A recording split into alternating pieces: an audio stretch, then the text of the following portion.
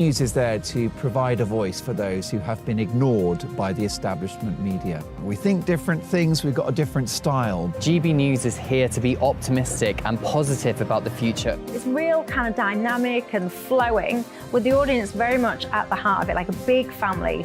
Here at GB News, we talk about the things that matter to you. Hearing the voices from right across our towns and cities, especially our towns. All sides of the argument represented with a heavy dose of opinion. We're on a mission here to make a difference. And the GB News family really is here for you, and whatever time of day you can watch or listen. Britain's watching. Britain's watching. We're proud to be GB News. The People's Channel. Britain's news channel. Monday to Thursday, 9 p.m. till 11 p.m. Join me, Dan Wootton. I'll bring you the sharpest takes and hottest debates. Do you not believe in prison? I don't believe in prison. I'm completely stunned. I guarantee you there'll be no spin, no bias, no censorship. I actually was personally quite offended by it. And no reason to go to bed. So I guess they've always been quite woke. That's Dan Wootton tonight on TV, radio and online. Monday to Thursday from 9 p.m. till 11 p.m. on GB News. The People's Channel, Britain's news channel.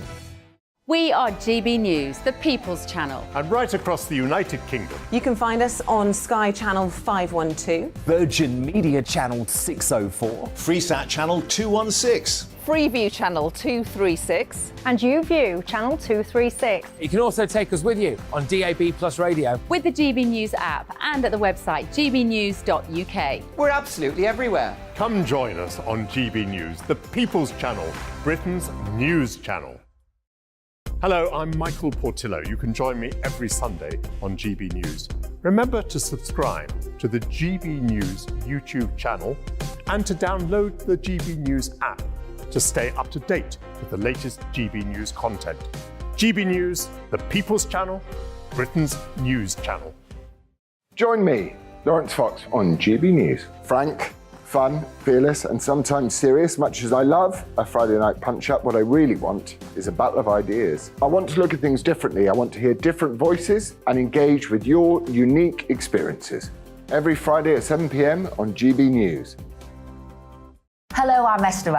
And I'm Philip Davis. Whether you're watching or listening on TV, online or on radio, we handpick the latest stories, debates and expert opinions for your weekend. So whether that's politics, news or showbiz, we've got it covered. Join us every Saturday morning at 10 o'clock on GB News.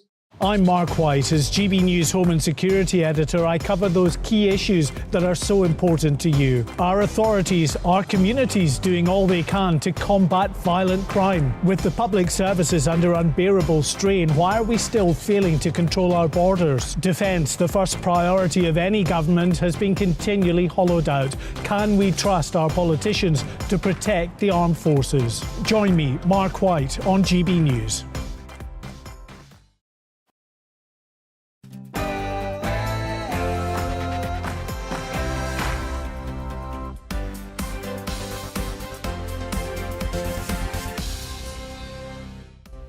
Good morning and welcome to Friday Morning with Esther and Phil here on GB News, and we've got a busy show for you today. Indeed, it's been a big week in politics, from the WhatsApp leaks to Partygate Chair Sue Gray being appointed as Chief of Staff for Keir Starmer. We'll be looking into the rights and wrongs of all this with Chris Hope, Associate Editor of The Telegraph, the paper that broke the lockdown files, and broadcaster Darren Grimes. And does prison work? We'll be debating that issue with a journalist who thinks that prisons do work and a barrister who thinks they don't. In fact, she says it's not radical to close them. Well, to some of us it is. And are ethnic minorities being overrepresented on TV and in adverts? A YouGov poll suggests that many people think they are. Is this the case? Does it matter? And as ever this morning, we want to hear from you. So get involved with the show. Email us at gbnews@gbnews.uk or tweet us at gbnews. But before all that, here's the latest headlines with Rhiannon.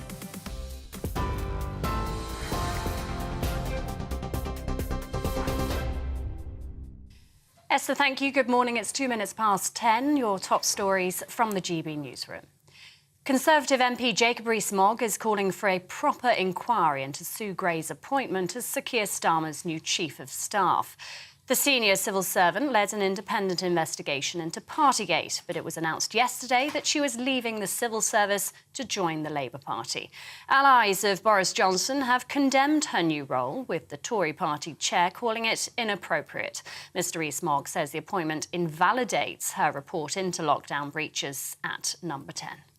Former MP accepted her two reports on the strict understanding that she was impartial, and that now looks wrong. No confidence can be placed in the evidence she secured or passed to the police, so instead there should be an investigation into her and to her appointment. We should have an inquiry into what she has done and her contacts with Labour whilst she's been a civil servant, particularly those with the office of the Leader of the Opposition.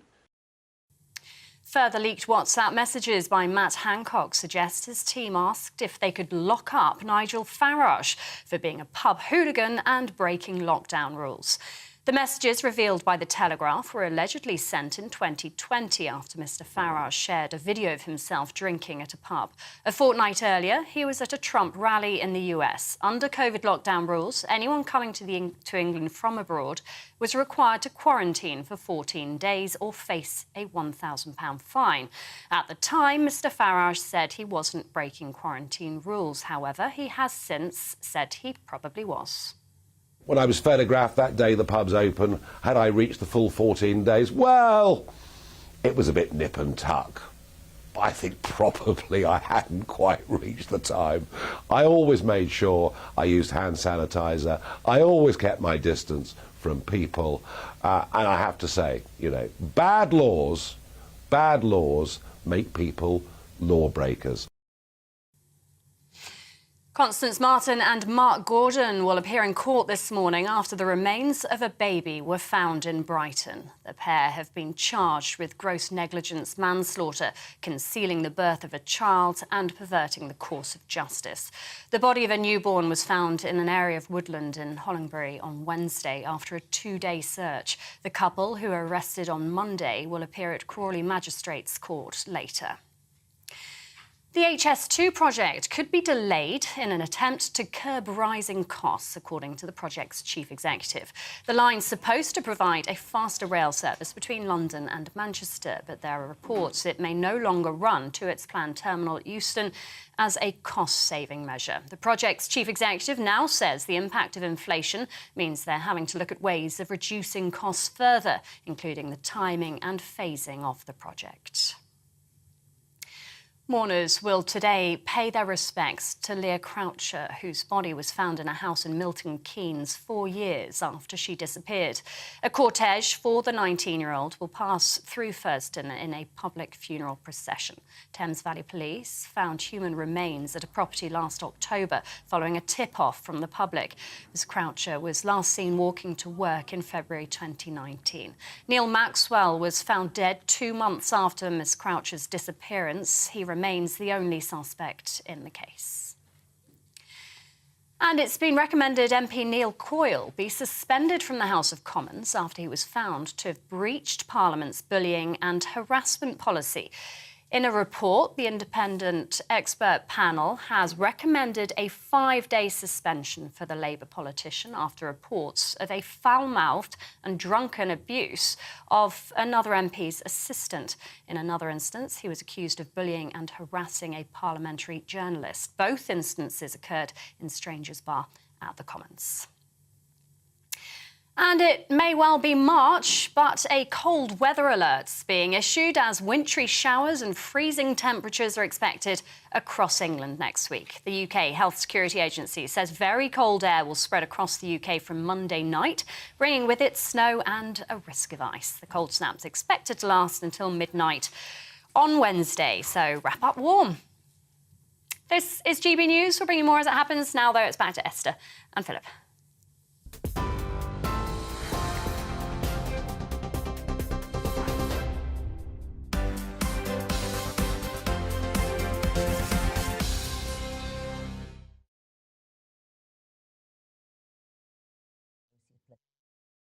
Telegraph.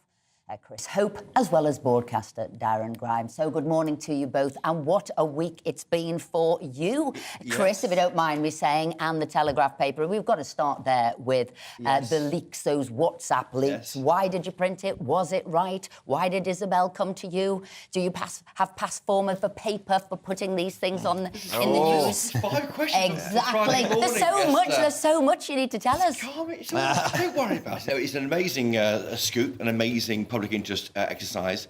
100,000 WhatsApp messages given us by Isabel Oakeshott from Matt Hancock. Obviously, she got them from him when she worked on the book.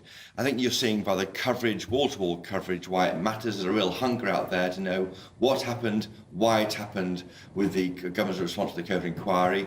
It sets some hairs running. I think if nothing else, it should put rocket boosters under the inquiry by Lady Hallett, which is going through very slowly different modules. And the module on who knew what when won't start till much later this year, I think. It's really important it gets out quickly. Was she right to do this? Was Isabel Oakeshott right to do this? I mean, she says it's good journalism. Well, you're a journalist. Yes. Is it a dishonourable betrayal of a confidence?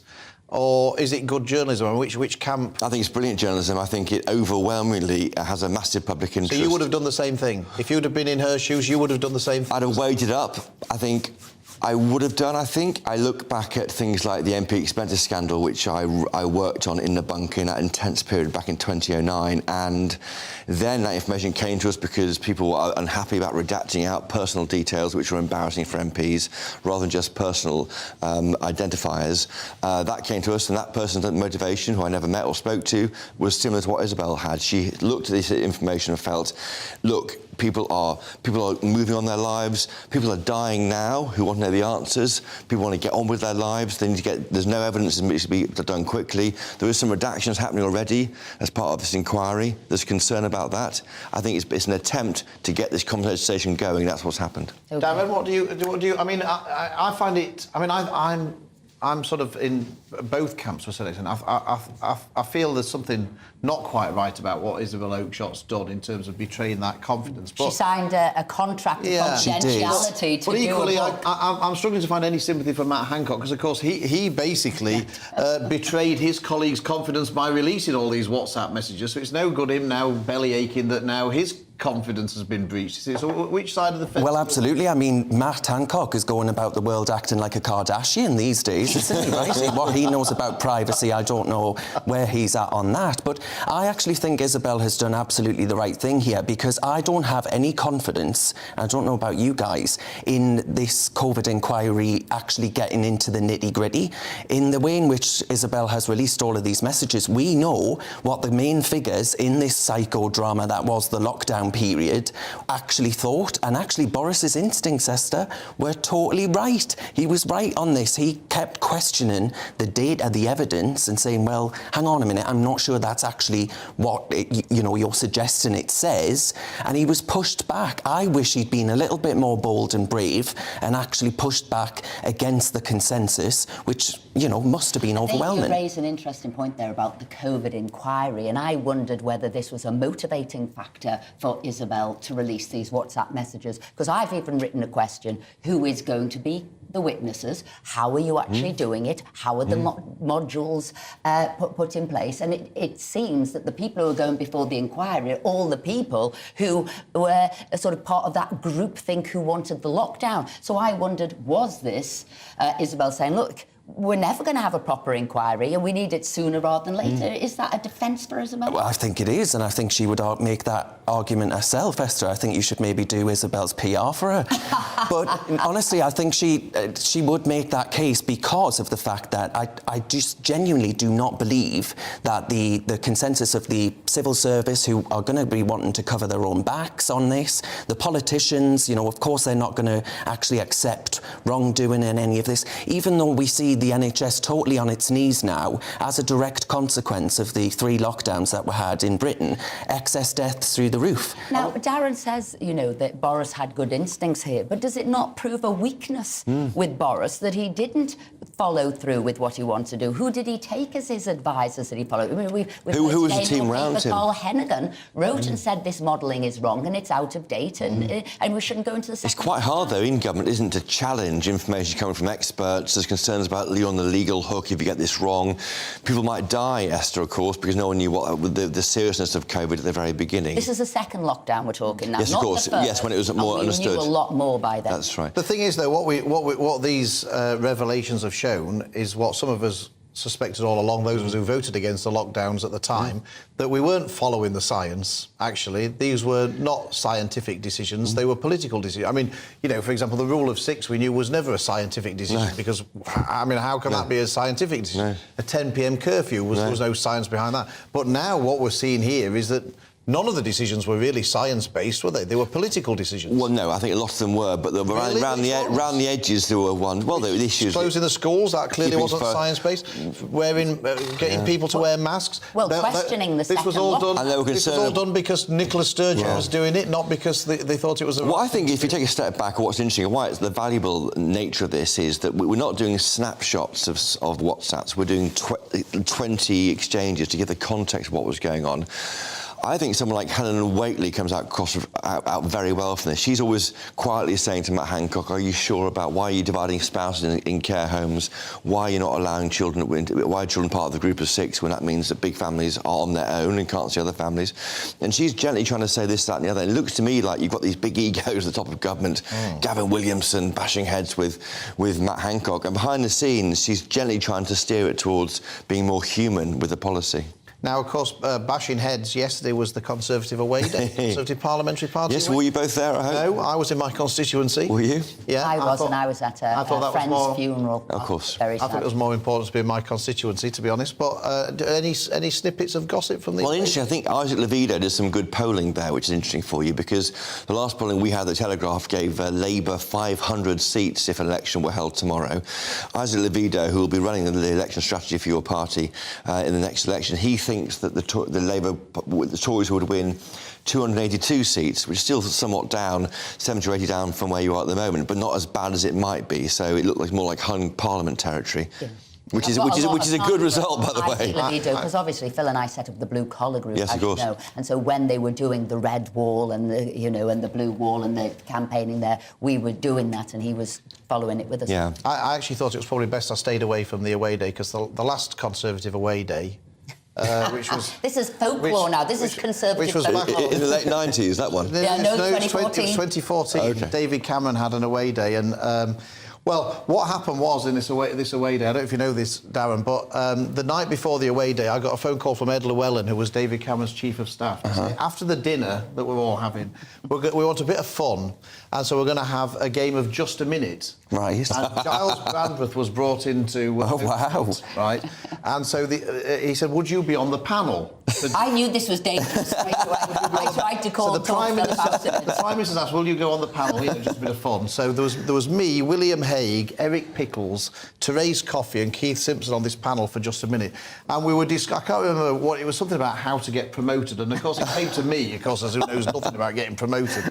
And I just said that in this just a minute, I said, well, look, I don't really know much about getting promoted because I never have been. But from my observation, it seems to me that the best way to get promoted is to crawl as far up George Osborne's backside as you can possibly get.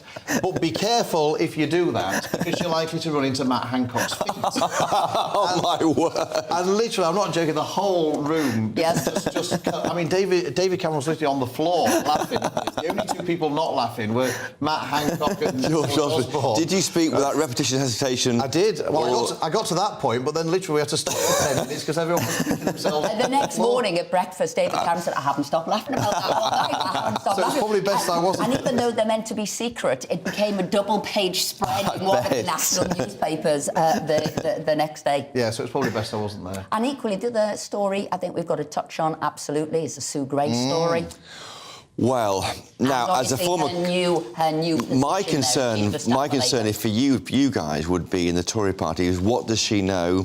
She knows everything about you, Esther. When you became Culture Secretary, you'd have given your full life story to her, and how that information is used or not used is a real worry for the Conservatives. Well, I think what it also does now, people will start looking at her past judgments, her past advice, what's gone on. Obviously, people are talking about Partygate. Was she truly impartial? And I can tell you a story when I became became Secretary of State for the Department of Work and Pensions. And as I arrived, nothing to do with me, but the permanent secretary was retiring. So I arrived on the Thursday, he was going the following week, and I had to look for a new permanent secretary. At the time, there wasn't any fully formed, and this was the biggest spending in the department, so we didn't have any, because we got a new sort of DEXU departments and other things people had gone to. So I got somebody, but he was sort of brand new, very good, but brand new. So they thought we might need to share the role, because it was such a big role, and get somebody with financial background.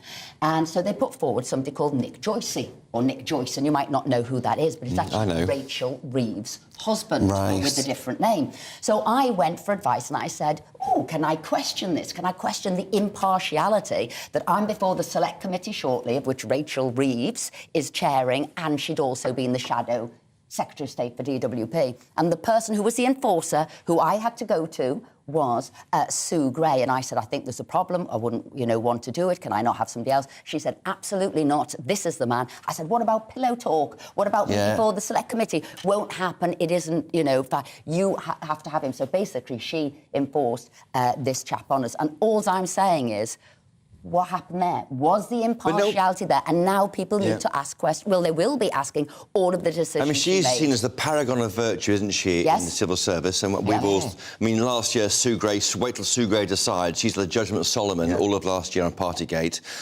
I don't think... I mean, she's required under this civil service code not just to disclose anything she knows about anybody once she leaves. I'm sure she'll stick to that.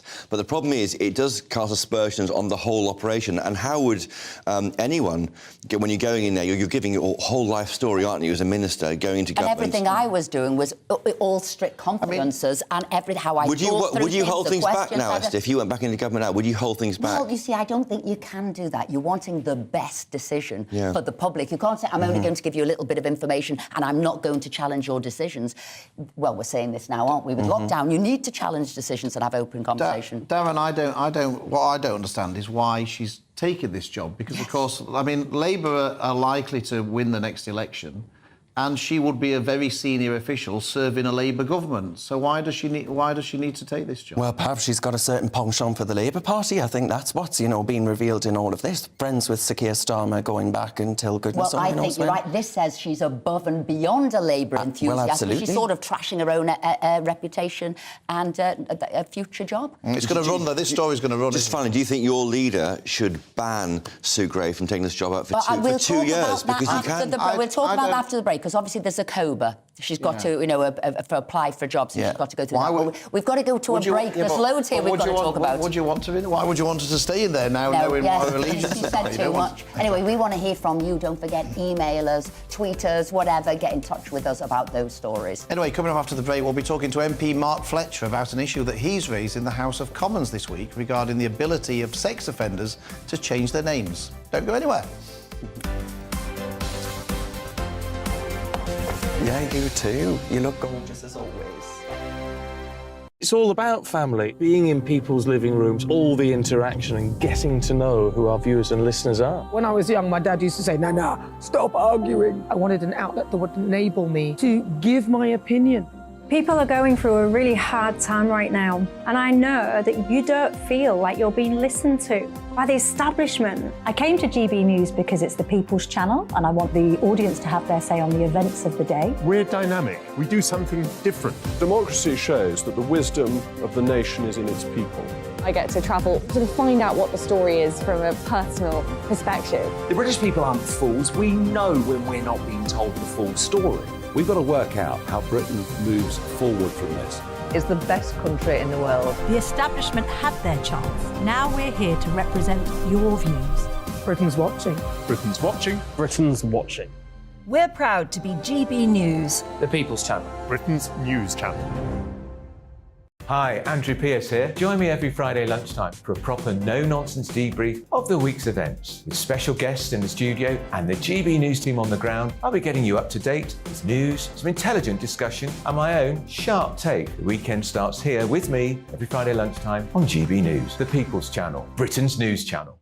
I'm Andrew Doyle. Join me at 7 o'clock every Sunday night for Free Speech Nation, the show where I tackle the week's biggest stories in politics and current affairs with the help of my 2 comedian panellists and a variety of special guests. Free Speech Nation, Sunday nights from 7 on GB News, the People's Channel, Britain's news channel. Join me, Patrick Christie's, Monday to Friday, 3 till 6. We tackle the day's news agenda like you've never seen before. It's high tempo, high octane, the most controversial topics, and the best guests. You will not be able to take your eyes and ears off it. I'm not afraid to ask the questions that you really want answered. 3 till 6 p.m, Monday to Friday on GB News, the People's Channel, Britain's news channel.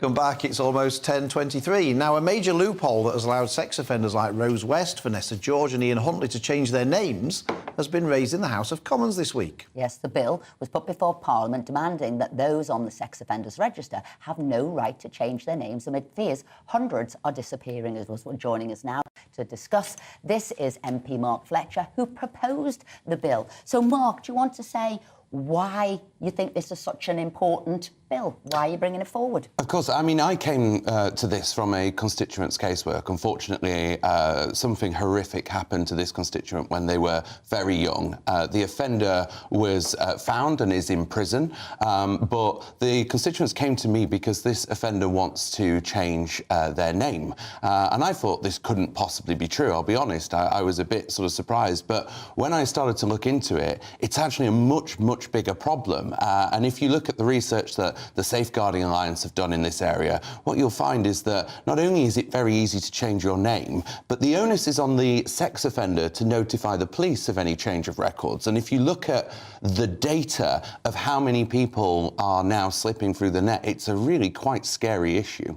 So they're changing the name and not telling the police. That's basically the issue. But I mean, presumably the same could apply if they changed their address. And they'd obviously have to notify the police of where they're now living. So, I mean, you can't stop people from moving house. So is there any real difference if there's a requirement on them to notify the police of all these things? Well, as you say, there is a notification requirement and the onus is on the offender. The difficulty is if you don't know what name you're looking for, at least if they keep the same name and move the address, you have something to go on. The difficulty is that if you are assuming a new identity, you can go on to receive new documentation, be that a new passport, a new driver's licence, or in some cases, a clean DBS check, which allows you to work in schools. And this is a significant issue. Chris Hope just chimed in there. I'm amazed. And that's what I was going to ask. Amazed. When you change your name, basically what you're saying is not just change your name so you can have, fresh start people. No, you're expunging. That's what you're saying. You're getting rid of all of that knowledge about you. Yeah, you're getting rid of your record. I'm really surprised that even on the DBS checks, which surely must trigger and see what happened with that person before their name change, if they're working with children, that must be there, surely. Well, you would hope so, and unfortunately it isn't, and this is the situation that I found myself in. I think it's what I would describe as a headbanger, because the further you go into this, the more the issues arise, and I've spent sort of 2 months looking at this from a lot of different directions, and again, I mentioned the Safeguarding Alliance and their research, but they are finding previous offenders now working in schools and elsewhere, and I think, most people would be absolutely horrified to realise that this loophole exists, and that's why I've been working so hard on it. So can it be, I think, which maybe Chris Hope there was alluding to, a sort of a computer change? So at least you can say the name came in whatever year it was. Obviously, they're much older than that. What was it before? So it just needs a technical change on the computer system. Or does it need this legislation? Well, there's more than one way to skin a cat, and there was a backbench business debate yesterday in which I said I'm pretty solutions agnostic. We know there's a problem, but how we solve it is a different thing. And there are a couple of ways. So my sort of proposal is an outright ban, but I wouldn't have as much faith in the systems that we are talking about to be able to capture all of this data and to keep it together. I think when people sort of talk about the sex offenders register as if it's something that is supreme and as a sort of national system, it isn't. Really, you have 43 different versions of the sex offenders register that is regionalised and sits with each police force. And actually, there is a central system, but data has to be uploaded into it once a year. And so, I think there is probably a technical way around it, and that's very much what Sarah Champion is sort of arguing for, who's the Labour MP for Rotherham. But I think actually there's a much more profound change that needs to happen. I mean, are the government going to support your bill? I would hope so, because we have a victims bill that is coming up very soon, and I think it would be an absolute slap in the face to victims, be it my constituent or anyone else's, if we didn't have this in there. And I have to say, you know, the last thing that the offender said to my constituent is, if you ever tell anyone, I will come and find you. And that is why they're so scared with the name change, is that if they don't know where they are and who they are, they're worried that they will come back to them. And I think that is a horrific thing to live with. So if the government don't bring forward their proposals along the lines, you say you're solutions agnostic, but if they don't bring forward something to deal with this issue, is what you're saying to me there that you're going to be you'll put forward an amendment to the victims bill in order to cover this? And presumably with people like Sarah Champion on the Labour side, you've got enough cross-party support potentially to force the government into a concession. Yes. I think is the short answer to that. I think we have, you know, a very reasonable Justice Secretary who I think will understand the arguments about this. And I'm very keen meeting with him next week to have a discussion about it. But if the government isn't in the right place on this and isn't looking for a solution that I think is long needed, you know, the DBS system that we have in this country came out of the Burchard inquiry in 2004 after what Ian Huntley did and those horrific crimes. But it is worth making clear that the Burchard inquiry highlighted name changes as a problem. That's 20 years ago. Are you going to be cutting across the transgender campaigners though on this? Because of course they'll say, well, if somebody changes their gender, then they've got every right to change their name. Whereas you'd be saying, well, I'm sorry, you were previously a sex offender, you can't change your name. Are you ready to battle it out with the trans lobby? My focus is on sex offenders and preventing them from changing their name. I don't care about any of the other characteristics that are involved. If you're on the sex offenders register and have committed a crime, then that's my central focus. But you know what Mark's also done is raise this now in the public arena, because I bet most people, a bit like Chris there, is like shocked that this was happening anyway. So I think public opinion, political opinion will be on Mark's side. Isn't the person's rights in this conversation all about the victims? If you start with the victims and work backwards, you'll be fine, don't you think? I mean, forget everyone else. If the victims are at risk here or concerned, that's what counts. Well, we had the backbench business debate yesterday, and there are a number of situations that came up in which it really seems like those who are the offenders have greater rights than the public and the victims, and that doesn't feel like the wrong way around to me. Mark Fletcher, thank you very much indeed for coming in. Now, coming up, with prisons said to be overflowing and error releases on the rise, we'll be debating whether the prison system in the UK works as it stands. We've got somebody saying it does. We've got somebody saying it doesn't. Maybe we should think about closing them. Crazy stuff. So don't go anywhere.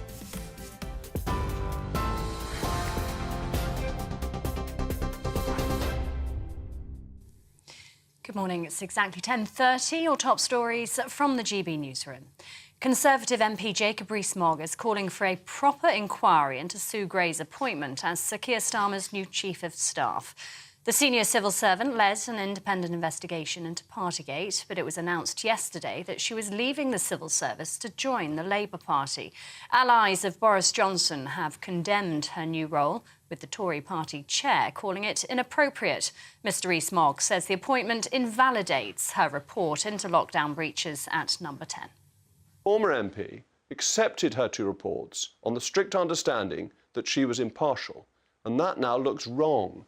No confidence can be placed in the evidence she secured or passed to the police, so instead there should be an investigation into her and to her appointment. We should have an inquiry into what she has done and her contacts with Labour whilst she's been a civil servant, particularly those with the office of the Leader of the Opposition. Further leaked WhatsApp messages by Matt Hancock suggest his team asked if they could lock up Nigel Farage for being a pub hooligan and breaking lockdown rules. The messages, revealed by The Telegraph, were allegedly sent in 2020 after Mr Farage shared a video of himself drinking at a pub. A fortnight earlier, he was at a Trump rally in the US. Under COVID lockdown rules, anyone coming to England from abroad was required to quarantine for 14 days or face a £1,000 fine. At the time, Mr Farage said he wasn't breaking quarantine rules. However, he's since said he probably was. Constance Martin and Mark Gordon are appearing in court this morning after the remains of a baby were found in Brighton. The pair have been charged with gross negligence manslaughter, concealing the birth of a child and perverting the course of justice. The body was a newborn. It was found in an area of woodland in Hollingbury on Wednesday after a 2-day search. The couple, who were arrested on Monday, will appear at Crawley Magistrates Court. And a cold weather alert is being issued as wintry showers and freezing temperatures are expected across England next week. The UK Health Security Agency says very cold air will spread across the UK from Monday night, bringing snow and a risk of ice. It's set to last until midnight on Wednesday. TV, online and DAB+ radio, this is GB News. Don't go anywhere. Esther and Philip will be back in just a moment.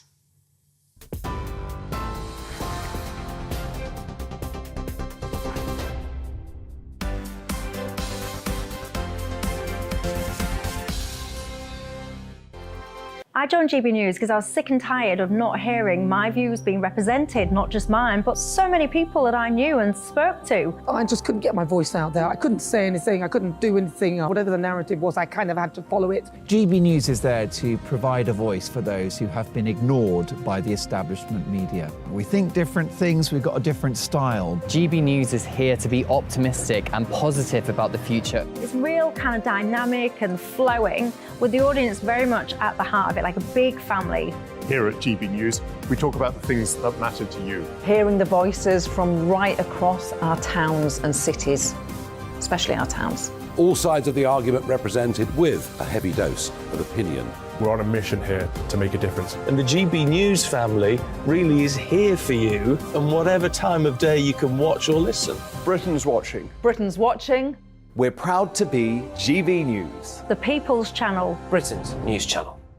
Hello, I'm Michelle Dewberry, and you can join me every weekday 6 till 7 on Jubes and Kerr. You're an inspiration to us all. Clip that bit up. Well, you are. That's my ringtone. My political ambitions those days are gone, I can tell you. She's only teasing. Go on. He's probably going to want to lay down now. I'll give him 2 minutes to have one. Let's respectfully disagree. That's what we like on Jubes and Kerr. Come and join us. GB News, The People's Channel. Michelle Dewberry, weekday evenings at 6 o'clock. Westminster is going around in ever-decreasing circles, followed by the media. Britain is broken. How on earth did we get into this mess? But more importantly, how do we get out of it? Join me at 7 p.m, Mondays to Thursdays on Farage, here on GB News. We will have open, rational debate. We've got to work out how Britain moves forward from this. Join us here on GB News, the People's Channel. Britain is watching.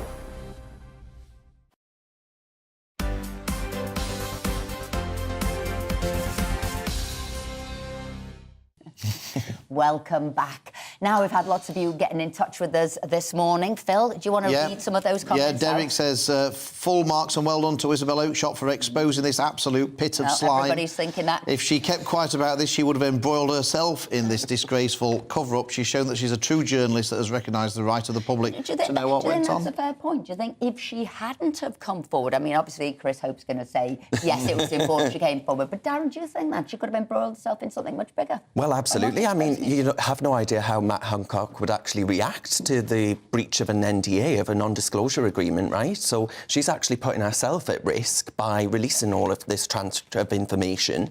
But as I said earlier, I really don't think that this inquiry is going to actually expose anything that we really need to be discussing, because this might happen again, right? There might be another pandemic. How do we respond to it? Would Chris Hope be saying it if she'd taken it to the Times? I know, well, yes. I would be supporting journalism. Oh, well, my job we'll believe you. As a We'll journalist. believe you. Sue says here, it does not take a COVID inquiry to determine that the pandemic was not handled well. It was clear within a few weeks which groups of the population were at risk from it. Those groups should have been protected and the rest of us should have gone back to normal. Sunak and Johnson need to give answers as to why this did not happen. I've had a thought, you know, because we're set up, obviously, across party, APP group on pandemic recovery and response. I'm going to ask her if she'll come and give evidence before it. Oh, yeah, very good idea. We could do that, bring Isabel in, so... very good. Yeah, anyway, I'll keep you up to speed of what happens. Now, just thinking... I'm just thinking out loud. That's exactly. A to-do on my to-do list as soon as I come off air. Now, this week, the family of a woman who was killed by her estranged former husband has been campaigning and has asked the Deputy Prime Minister, Dominic Raab, to keep him behind bars following his proposed release after only serving 13 years of his sentence. Reports have also suggested that the public may be at risk as prisoners are set to be held in police custody cells as jails are approaching their maximum capacity. So, it made us think, does prison work at all? Joining us now to discuss this is author and journalist Stephen Pollard.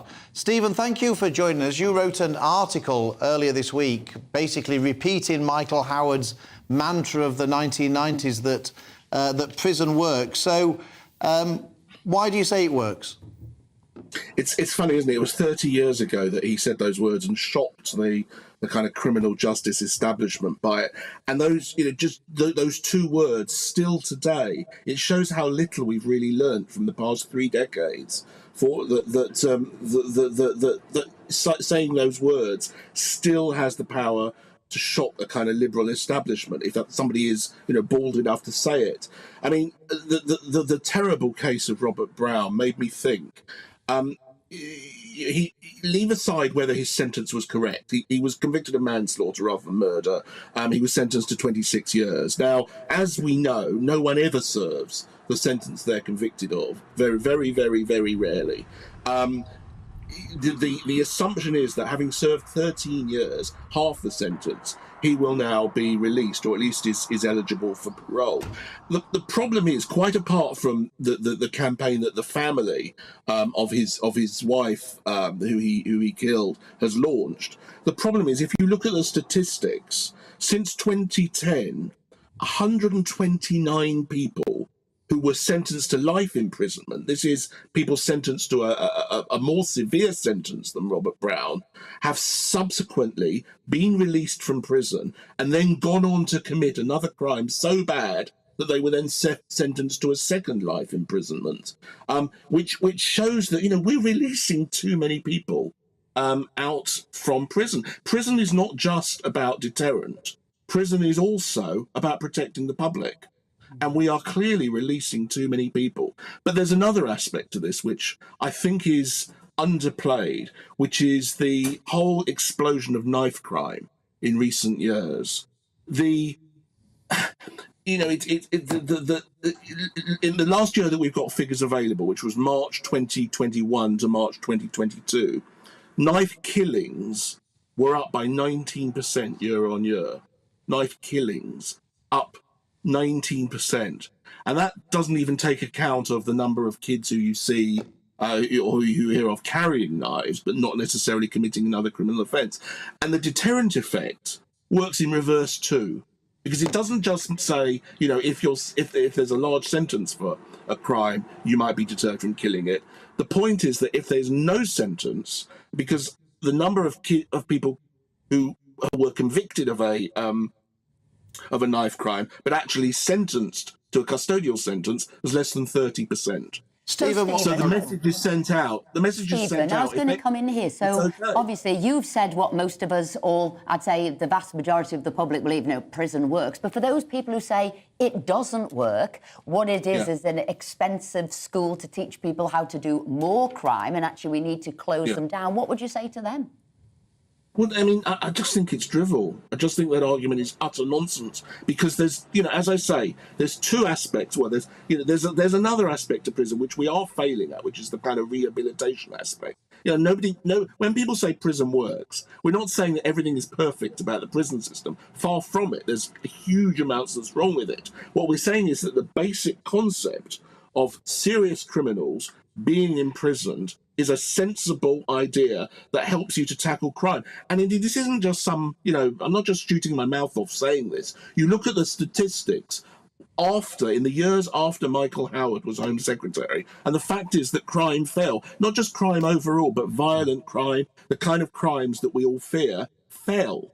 And we've gone away from that. We've forgotten the lessons that we learned back in 1993. Stephen Pollard, thank you very much there. We're now going to be joined by Dr. Felicity Gary KC, who has previously questioned if we should be closing prisons in the UK and believes that they do more harm than good. Do you want to explain yourself there? Yes, of course, prison doesn't work. The evidence is that we have the highest recidivism rates in Europe in the UK, largely because prison doesn't work, because we don't have decent rehabilitation processes. All of the research, including the government's own research, demonstrates that prisons are hotbeds for creating recidivism.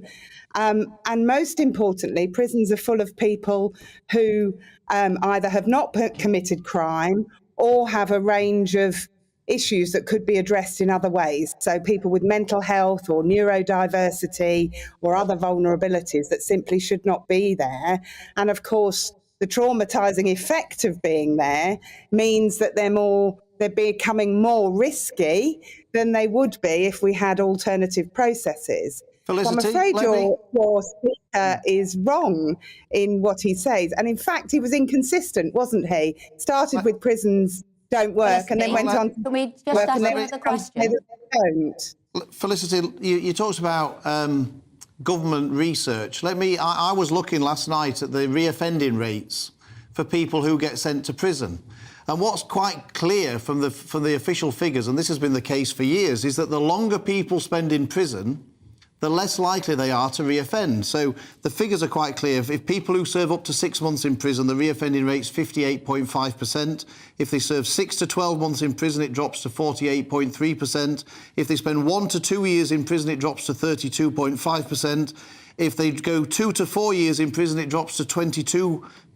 If they spend 4 to 10 years in prison, it drops to 14%. And if you spend over 10 years in prison, the reoffending rate drops to 4%. They're the official figures. So the point is, prison clearly works, doesn't it? In fact, it seems to be the problem is that people aren't spending enough time in prison. No, not at all. If you think about the first statistic that you gave us, people who go to prison for 6 months, those might be, they're for not serious offending, and they might be people with children who lose their children, lose their relationships, lose their houses, and in 6 months, of which they'd probably serve less than 6 months, but in 6 months, their whole lives have fallen apart. They're then poor, homeless, and have no opportunities.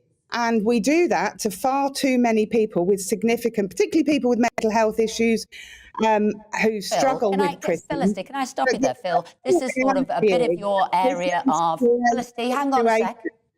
No, I'm not going to stop. Oh, okay. So we're not allowed to ask you any questions. You're just coming on here to give a long monologue. We're actually here to ask questions. And now, talking about the bit that she was sort of alluding to, and I think, Chris, I hope you were a bit surprised there. You know, people were wrongly in prison or something, or things weren't right and it was too easy to get into prison. You've done all the figures on that, Phil. How many times you have to commit an offence to get into prison? Well, I have done lots of research in this field. The funny thing is that it's actually very difficult to be sent to prison in the UK. You have to, I mean, magistrates and judges will give you chance after chance after chance. It's only when they've tried everything else. If you've either got to be a very serious offender or a very persistent offender to get sent to prison.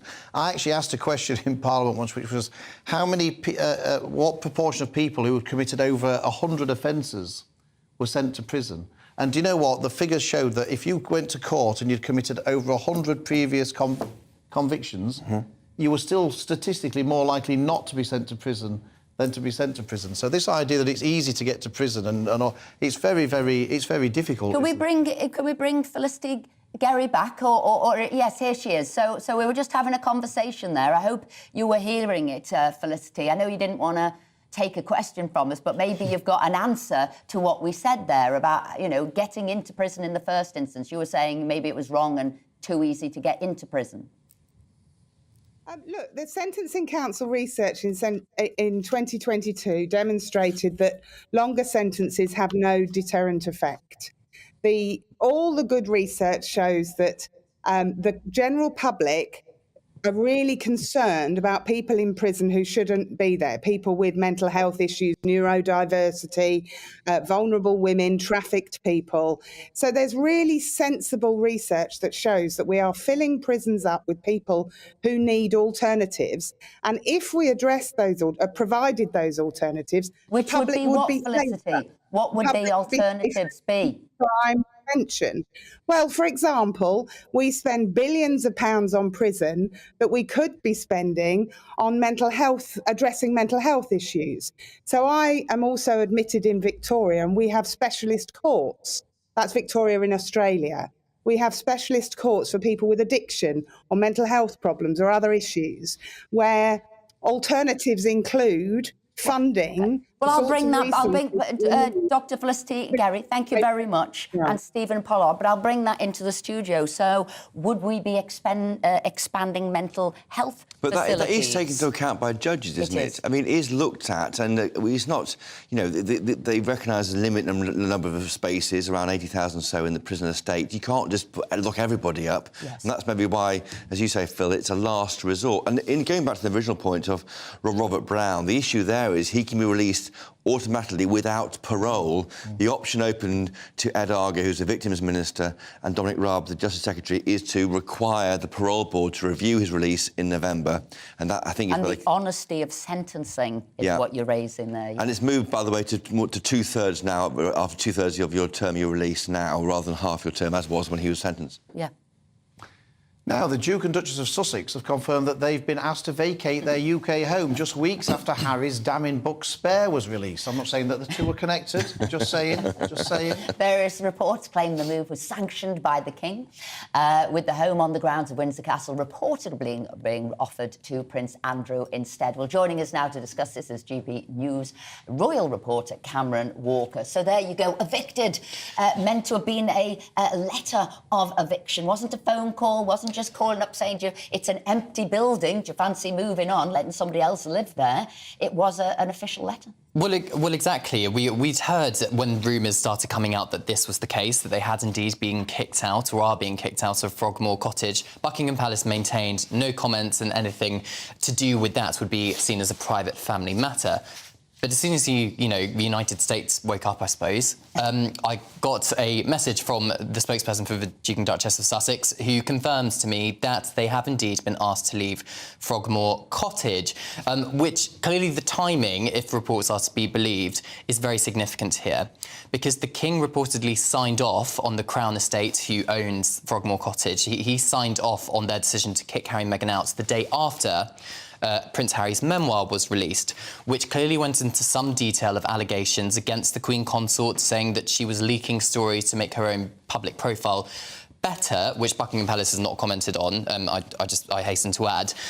However, it clearly creates this sense that Camilla was Charles's red line, which it appears has been crossed, and that's what the Mirror is reporting this morning. Is it not just a case that, you know, there's an empty property there most of the time because they're obviously spending virtually all the time in America?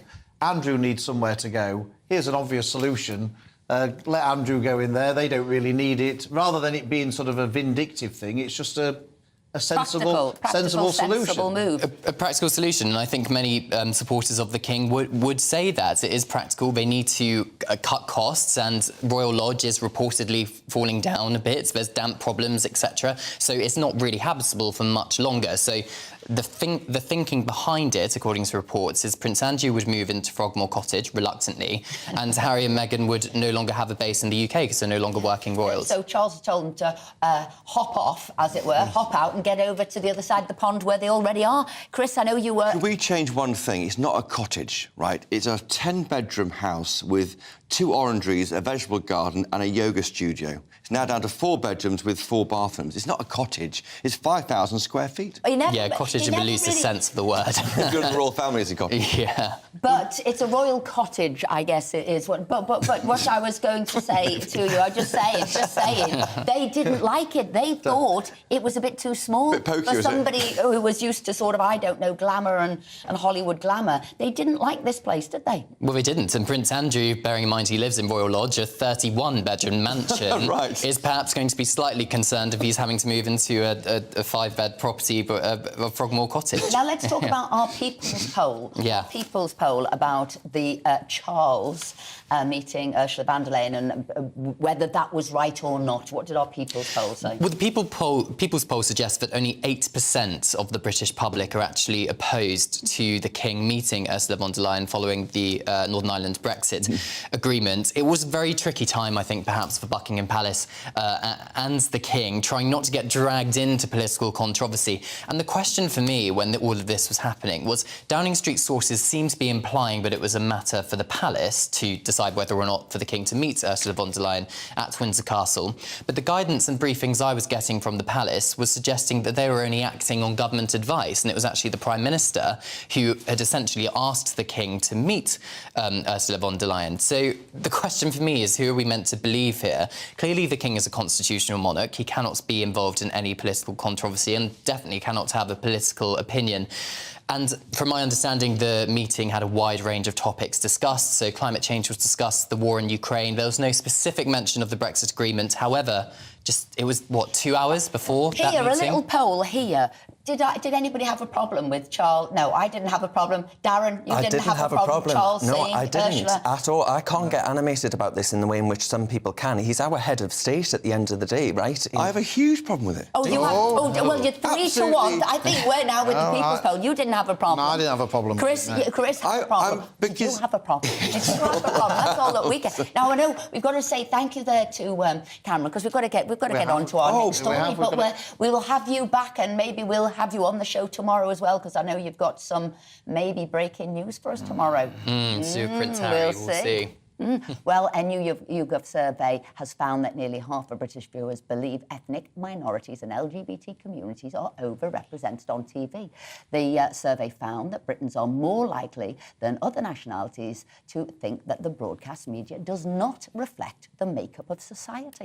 45% of people surveyed in the UK believe that ethnic minorities were more represented on TV than in the population. Joining us now to discuss this is social policy analyst Dr. Rakib Ehsan.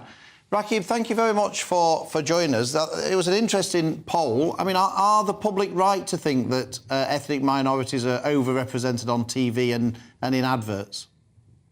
Well, I think that the public opinion on this is completely understandable. I've said for some time, when it comes to marketing and advertising, especially on the telly, I do think there's a sense of being over-inclusive, you could say, especially when it comes to ethnic background. And that poll also suggested that a notable chunk of British people also feel that LGBT communities are overrepresented on television. So I think there is certainly an element of overcorrection where you have people in those sectors who want to be tolerant, but by doing so, I do think there's a degree of overrepresentation when it comes to particular groups living in British society.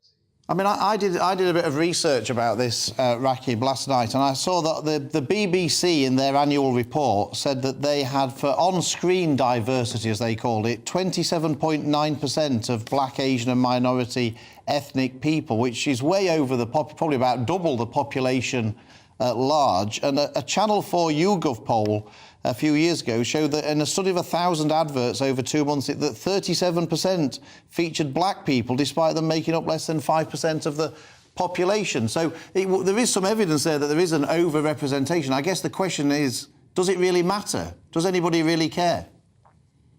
Well, I think it does matter, because I think that if you're going to be inclusive, that needs to be done in a proportionate way. I think this same poll by YouGov, by the way, found that nearly half of British people felt that disabled people are underrepresented when it comes to national television.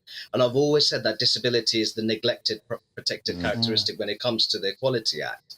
Can I just say, there was a collective in the studio when you said that about the underrepresentation of people with disabilities. We all agreed, yeah. And I think that's really important. I recently published a report on football governance in England, and I said that we still have a game, even though it's widely popular. I don't think it's necessarily disability friendly when it comes to match day accessibility. So I think that when we're looking at these particular figures, I'd make the point that this is just my personal observation. Then when it comes to the Asian origin population, that's notably larger than the black population in the UK. I also don't think that's necessarily reflected when it comes to national television. So it's also quite important to disaggregate ethnic minority groups when we're looking at representation in TV. You talked about an overcorrection, and that's frequently the fault and failure, isn't it, when people overcorrect? They feel guilty in one way or another, or they feel things hadn't been right for too long. How do you now counter that overcorrection? Well, I think that there's no harm in looking at how we can have a inclusive arrangement. It's just that we have to understand that there's certain groups which are underrepresented and there's certain groups which are overrepresented.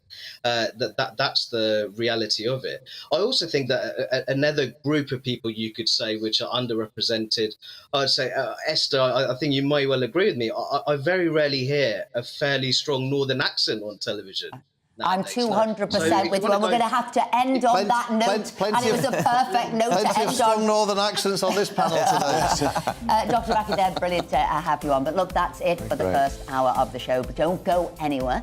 After the short break, we'll be talking to the Secretary of State for Northern Ireland about that Windsor framework. And we'll also be discussing how helpful was Boris Johnson's speech for Rishi Sunak.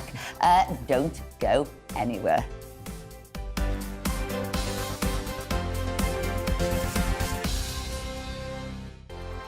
First and foremost, I am a GB News fan, and I was before I was working here. Just love the fact that we're asking the questions that a lot of establishment media won't ask. With a bit of a twist, we not only want to inform you, but we want to keep you entertained. It's worth the drive because you get in and the team's all ready and waiting, they're itching to go, and it's a proper little family. GB News is the People's Channel. It's the audience that makes the programme sing. We're giving our viewers and our listeners a voice. I see the thousands of your letters, tweets, emails, you name it, coming in. Britain is broken. How on earth did we get into this mess? But more importantly, how do we get out of it? The establishment had their chance. Now we're here to represent you. It's time for something different. It's time for GB News. I'm very patriotic. I believe in Britain.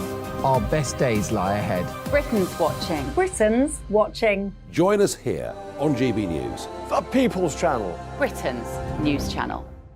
Monday to Thursday, 9 p.m. till 11 p.m. Join me, Dan Wootton. I'll bring you the sharpest takes and hottest debates. Do you not believe in prison? I don't believe in prisons. I'm completely stunned. I guarantee you there'll be no spin, no bias, no censorship. I actually was personally quite offended by it. And no reason to go to bed. So I guess they've always been quite woke. That's Dan Wootton tonight on TV, radio and online. Monday to Thursday from 9 p.m. till 11 p.m. on GB News. The People's Channel, Britain's news channel. I'm Simon Evans. Join me on GB News for Headliners at 11 p.m. What's the scoop? I'll be joined by two of the country's top comedians. That's right. As we take a look at tomorrow's newspapers tonight. We're going to get into trouble. If it's a big story, we'll be covering it. Spill some tea on him. There we go. But we'll also have some fun. I wouldn't stick up a bank. My father didn't love me. So anyway. Headliners every night from 11 on GB News, the People's Channel, Britain's news channel.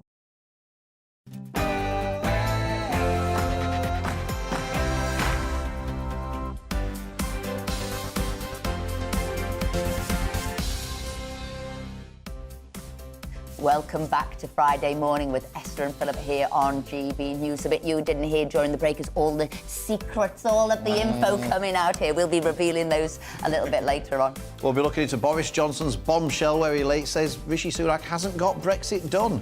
Do you agree, or is it time for the Tory party to rally behind its Prime Minister? We'll be joined by the Secretary of State for Northern Ireland to find out whether the Windsor framework is all it's cracked up to be. And a Commons Public Accounts Committee says the £14 billion plan to reduce NHS backlogs caused by COVID is failing to meet its targets. Stay with us to find out why. And don't forget, you can get in touch with us. Please do email us at gbnews@gbnews.uk or tweet us at gbnews. Well, before we get on with all of our show and all of our stuff that we want to reveal to you, here's the latest headlines with Rihanna.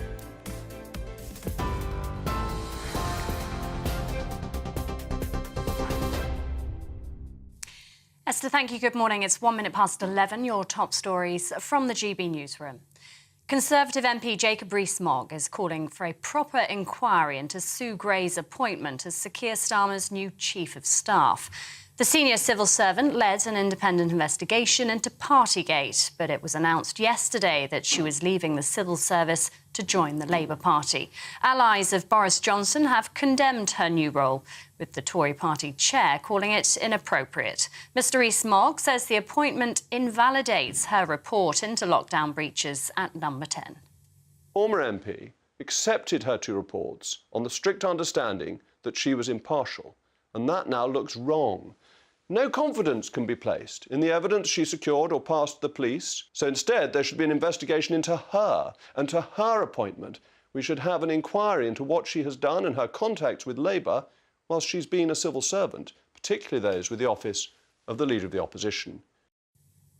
Further leaked WhatsApp messages by Matt Hancock suggest his team asked if they could lock up Nigel Farage for being a pub hooligan and breaking lockdown rules. The messages revealed by The Telegraph were allegedly sent in 2020 after Mr Farage shared a video of himself drinking at a pub. A fortnight earlier, he was at a Trump rally in the US. Under COVID lockdown rules, anyone coming to England from abroad was required to quarantine for 14 days or face a £1,000 fine. At the time, Mr Farage said he wasn't breaking quarantine rules. However, he's since said he probably was. When I was photographed that day the pub's open, had I reached the full 14 days? Well, it was a bit nip and tuck. I think probably I hadn't quite reached the time. I always made sure I used hand sanitizer. I always kept my distance from people. And I have to say, you know, bad laws make people lawbreakers. Constance Martin and Mark Gordon will appear in court this morning after the remains of a baby were found in Brighton. The pair have been charged with gross negligence, manslaughter, concealing the birth of a child and perverting the course of justice. The body of a newborn was found in an area of woodland in Hollingbury on Wednesday after a 2-day search. The couple, who were arrested on Monday, will appear at Crawley Magistrates Court later. The HS2 project could be delayed in an attempt to curb rising costs. That's according to the project's chief executive. The line's supposed to provide a faster rail service between London and Manchester, but there are reports it may no longer run to its planned terminal at Euston as a cost-saving measure. The project's chief executive now says the impact of inflation means they're having to look at ways of reducing costs further, including the timing and phasing of the project. Mourners are paying their respects today to Leah Croucher, whose body was found in a house in Milton Keynes 4 years after she disappeared. A cortege for the 19-year-old will pass through Thurston in a public funeral procession. Thames Valley Police found human remains at a property last October following a tip-off from the public. Ms Croucher was last seen walking to work in February 2019. Neil Maxwell was found dead 2 months after Ms Croucher's disappearance. He remains the only suspect in the case. It's been recommended MP Neil Coyle be suspended from the House of Commons after he was found to have breached Parliament's bullying and harassment policy. The independent expert panels recommended a 5-day suspension for the former Labour politician. It follows reports of foul-mouthed and drunken abuse of another MP's assistant. He's also accused of bullying and harassing a parliamentary journalist. Both instances took place in a Commons bar.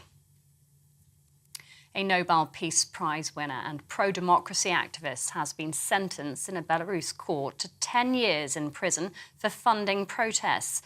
Ales Bialyatsky, whose human rights group provided legal and financial aid to protesters during a 2020 wave of unrest in Belarus, has also been convicted of tax evasion.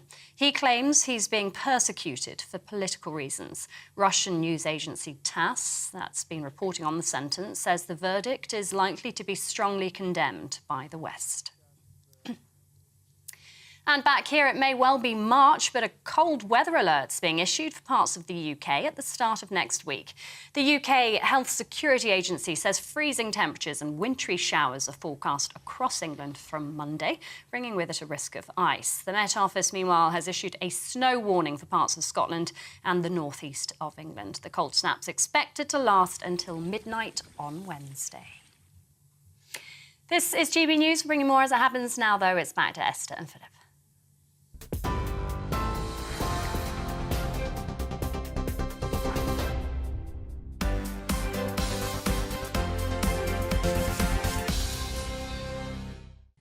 Thanks, Rhiannon. And obviously still here with us is the Associate Political Editor of Daily Telegraph, Chris Hope, as well as broadcaster Darren Grimes. We've got some of your views in here. We were talking about, do prisons work?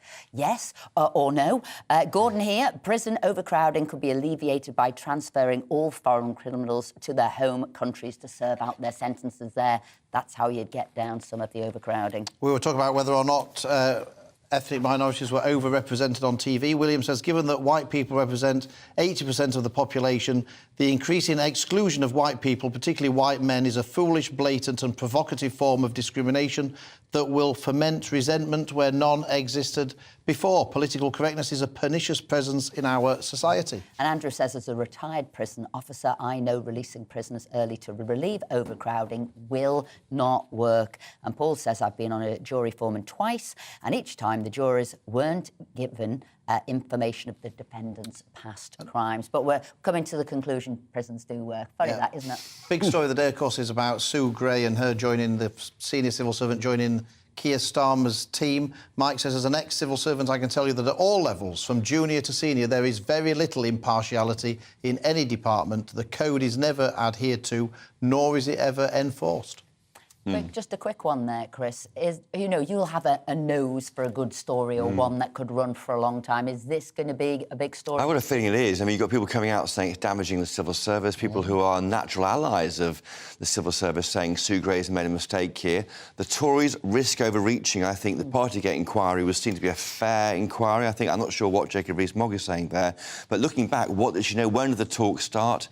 I think, yes, it looks good for Labour because they're going to say we're clear as sleaze. Here's Sue Gray. We're different to the Tory party, but it might be a problem, I think, for both sides. Chris, well, now Boris Johnson has criticised Rishi Sunak's deal with the EU, saying it doesn't take back control from Brussels.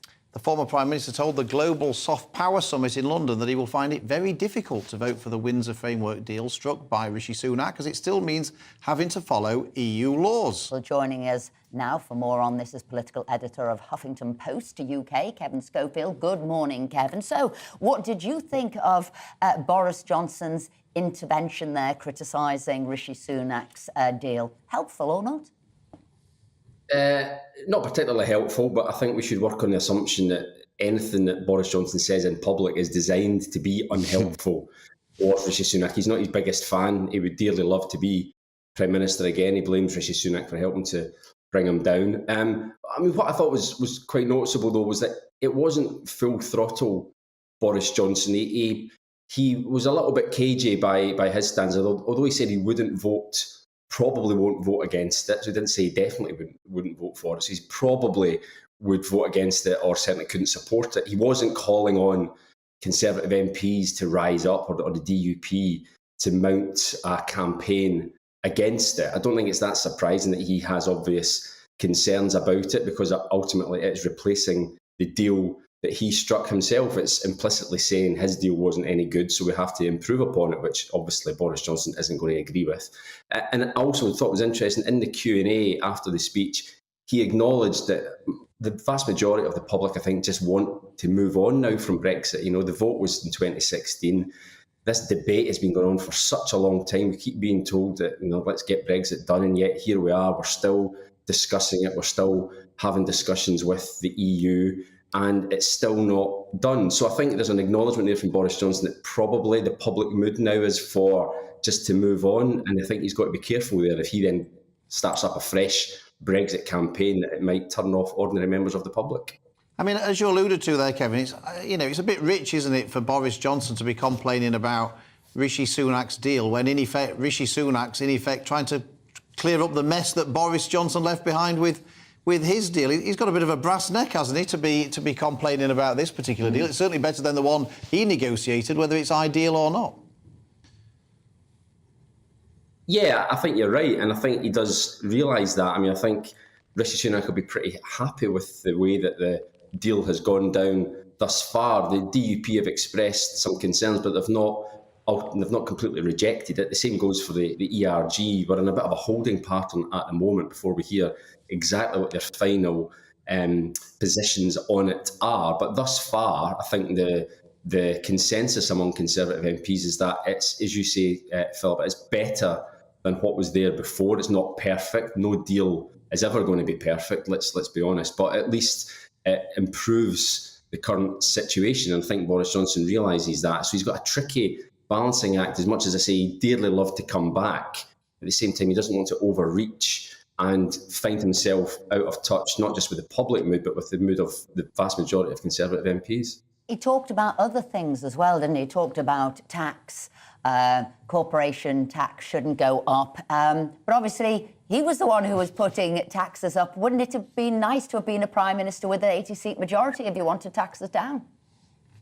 Well, quite. You know, I think Boris Johnson enjoys being out of power insofar as it allows him to call for really popular things. But I think he realises that once he's actually in number 10, actually doing this type of stuff is quite difficult. But you're right, it does open himself up to charges of hypocrisy. But it's not just tax. Obviously, that's another way I think that he's going to have to try and have a go at Rishi Sunak. There's Ukraine as well, obviously, with the fighter jets. That's something else. So even if Rishi Sunak sort of wins the battle of Brexit, I don't think Boris Johnson's just going to slink off into the shadows. I think he'll find other ways to undermine Rishi Sunak. Kevin Schofield, thank you very much indeed for joining us this morning. I was going to bring it back to the studio. Well, I wanted to ask Darren, I mean, what do you make of Boris Johnson sort of sniping from the sidelines? You know, some people might say, well, you know, he's entitled to speak out, he say what he thinks. But I sort of think back to Ted Heath, who was sort of referred to as the Great Sulk when he used to snipe at Margaret Thatcher all the time.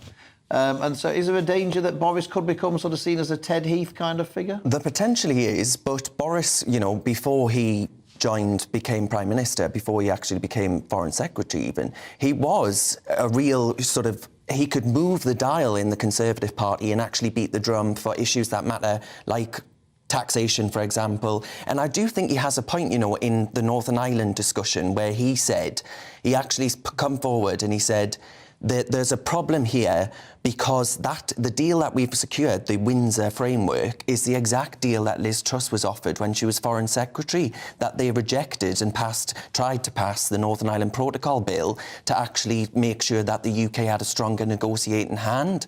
So I'm a bit worried that we've now gone back a step and said, Rishi Sunak said, well, I just want to get this done, so we're going to accept this deal. Yeah, I think we've talked about maybe you should keep that bill. Now, we've got I think we can go live to some answers that are being given by Sir Keir Starmer about Sue Gray and his appointment there, or who he hopes to appoint. As here he is. Let's hear what his answers are about Sue Gray. My name's Abby, and I would like to ask, recent reports have indicated that many young people have no faith or little faith in the political institutions in Northern Ireland. How can you help to restore that faith? I've seen some of those reports, and you know, on one level I can understand. I think if I'm honest, I think there's a lack of faith in politics generally to fix things that is not just across Northern Ireland. I think it's across the whole of the United Kingdom, a sense of disconnect and people feeling, I can't seem to influence politicians to really make the change that I want to see. We've got to change that, because that's bad for politics. Ought to be the most incredible force for good. The idea that you can elect in representatives to storm onto other bodies on a basis of a free vote so that we can then change things. It's a brilliant idea, the battle of ideas. You know, should we do this? Should we do that? Let's have a discussion about it. And the person who wins that discussion gets the right to try and change things for the better. That's an incredible force for good.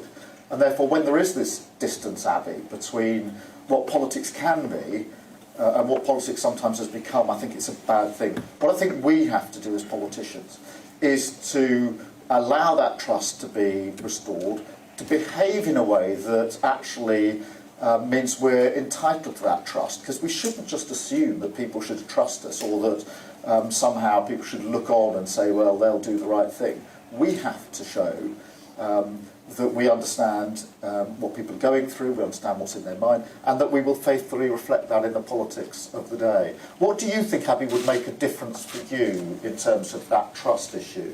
I think for young people to see more of the politics in Ireland, like to be more the elections, stuff like that there, just learn more about elections, and more than that, I feel like people are very uneducated about it, especially young people.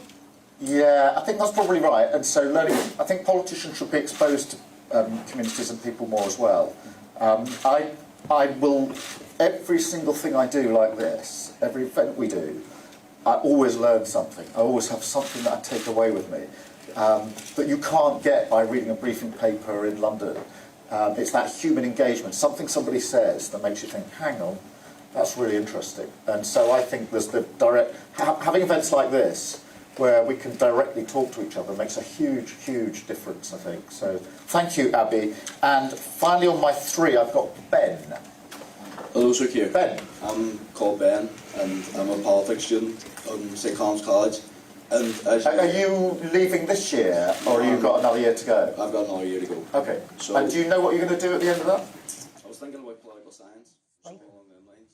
Hi there. So that was Keir Starmer there speaking at a school in Northern Ireland. We got told he was going to be asking some answering questions on his appointment of Sue Gray. We haven't yet, but he was talking about trust, Chris. And that's what's going on here. In politics, and this is what it's about, the underlying question. I mean, the appointment of Sue Gray by Keir Starmer is annoying for Conservatives, is quite clever politics for Labour, because it shows, I think, clear demarcation between the issues that your party's had with, I'm afraid to say, with sleaze, that kind of thing, and he's indicating to the voters, we've got this Partygate finder-in-chief running our operation, we'll be a clean, in quotes, government. So I can see why it's working for Labour. It's damaging, I think, to Sue Gray, probably personally, and to the civil service, and trust in the civil service, probably. And long-term, as you say, trust in the civil service, where people talk about actually who's running the country, who's got the power, has it always been leaning to the left? So long-term, it won't actually restore trust in the public and in politics. It may not. It will certainly have it. You know, will you want to give all your secrets out to her unit when she now knows all the secrets of the government? And of course, she won't. I'm sure she won't reveal those. But the concern is she knows it all. That's the worry. Well. Now, joining us live now is the Secretary of State for Northern Ireland, Chris Heaton-Harris. Chris, thanks ever so much for joining us.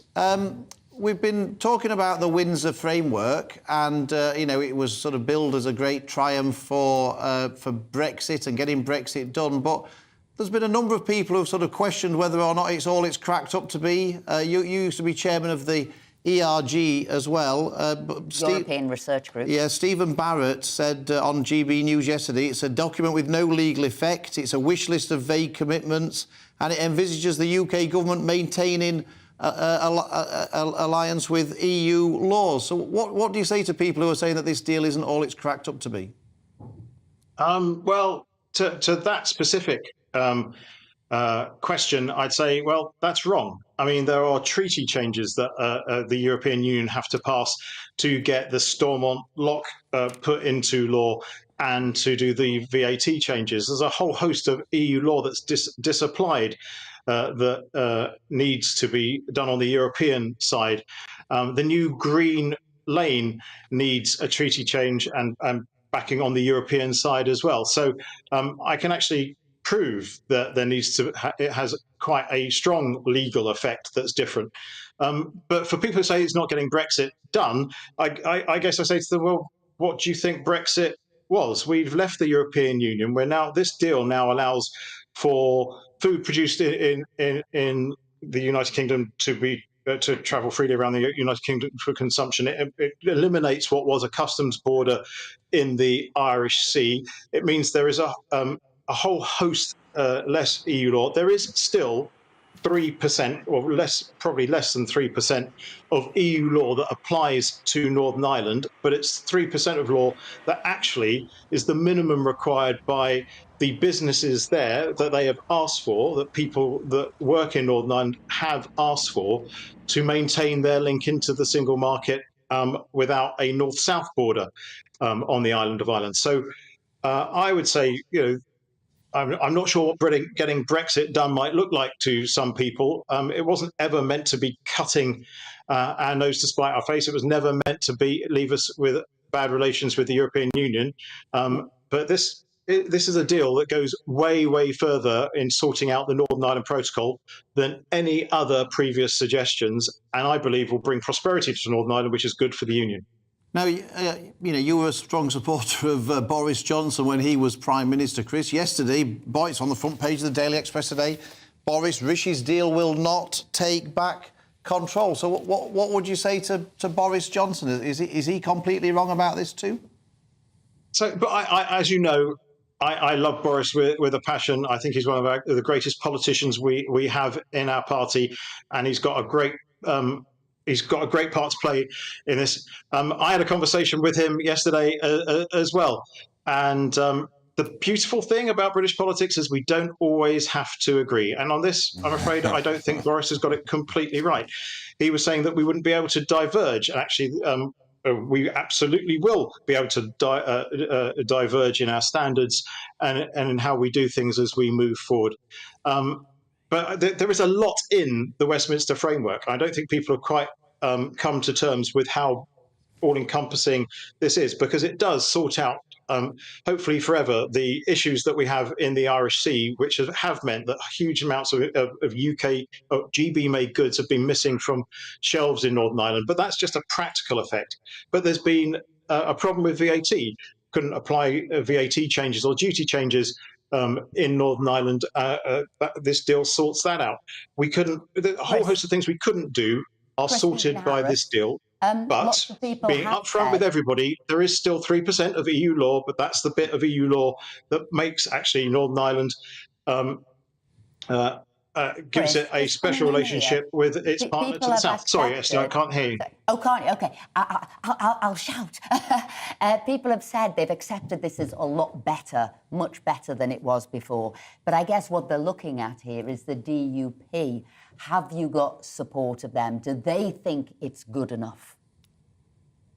Yeah, and that's a really fair question, and that's why I actually, like you, Esther, and like you, Philip, kind of wear the scars of what's gone on before, where we think something has been sold to us which turned out not to be what it is.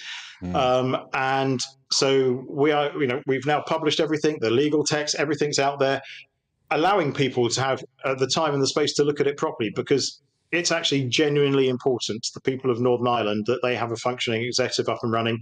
The Northern Ireland Protocol was the main issue behind the DUP not rejoining the executive there.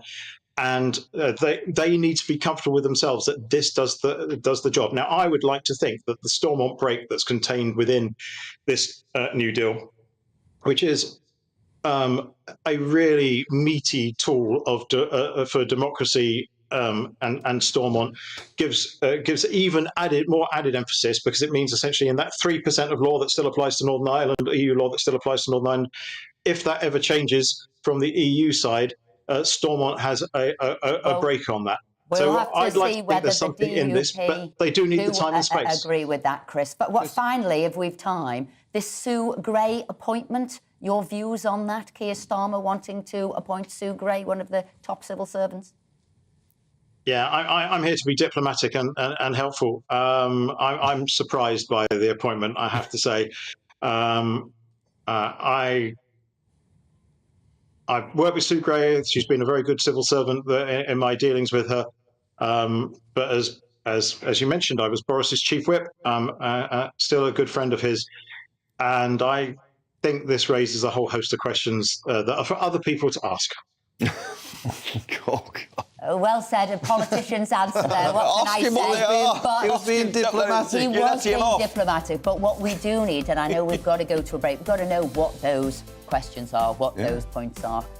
Coming up, a £14 billion plan to reduce NHS waiting list in England is failing. We'll tell you why just after the break. And I'm going to call Chris Hayton-Harris in this race.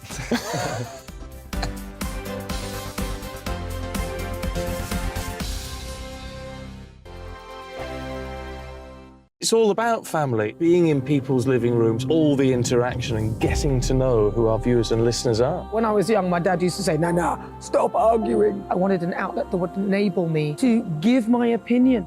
People are going through a really hard time right now, and I know that you don't feel like you're being listened to by the establishment. I came to GB News because it's the People's Channel, and I want the audience to have their say on the events of the day. We're dynamic. We do something different. Democracy shows that the wisdom of the nation is in its people.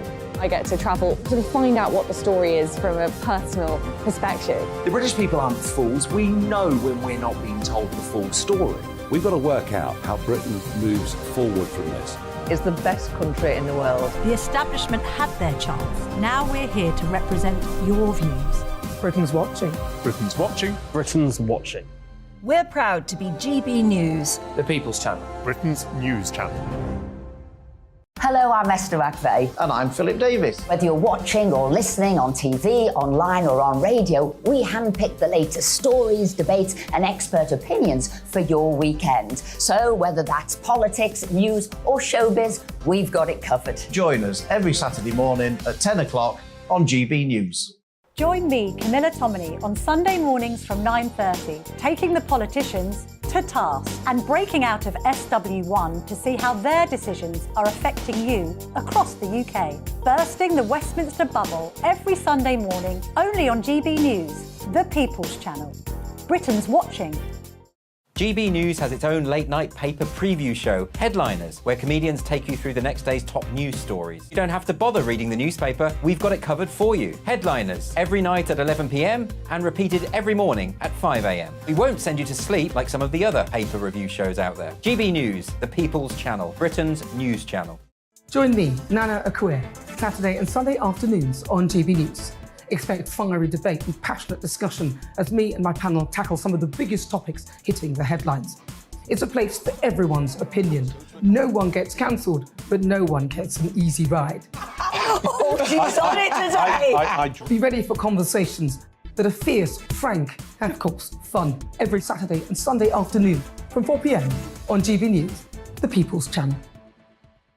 We are GB News, the People's Channel. And right across the United Kingdom. You can find us on Sky Channel 512. Virgin Media Channel 604. Freesat Channel 216. Freeview Channel 236. And YouView, Channel 236. You can also take us with you on DAB Plus Radio. With the GB News app and at the website gbnews.uk. We're absolutely everywhere. Come join us on GB News, the People's Channel, Britain's news channel.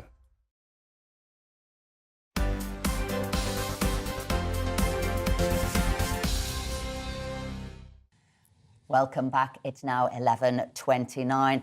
We had to go to the break there, but I did call Chris Heaton-Harris. Like I said, what are the questions you're talking about? And he said it does feed into the concerns people have about that Partygate inquiry that Sue Gray led. That's what he's saying. It asked questions about that. There she was in charge of propriety and ethics. What does it say about her? And maybe an ill-judged appointment, Chris.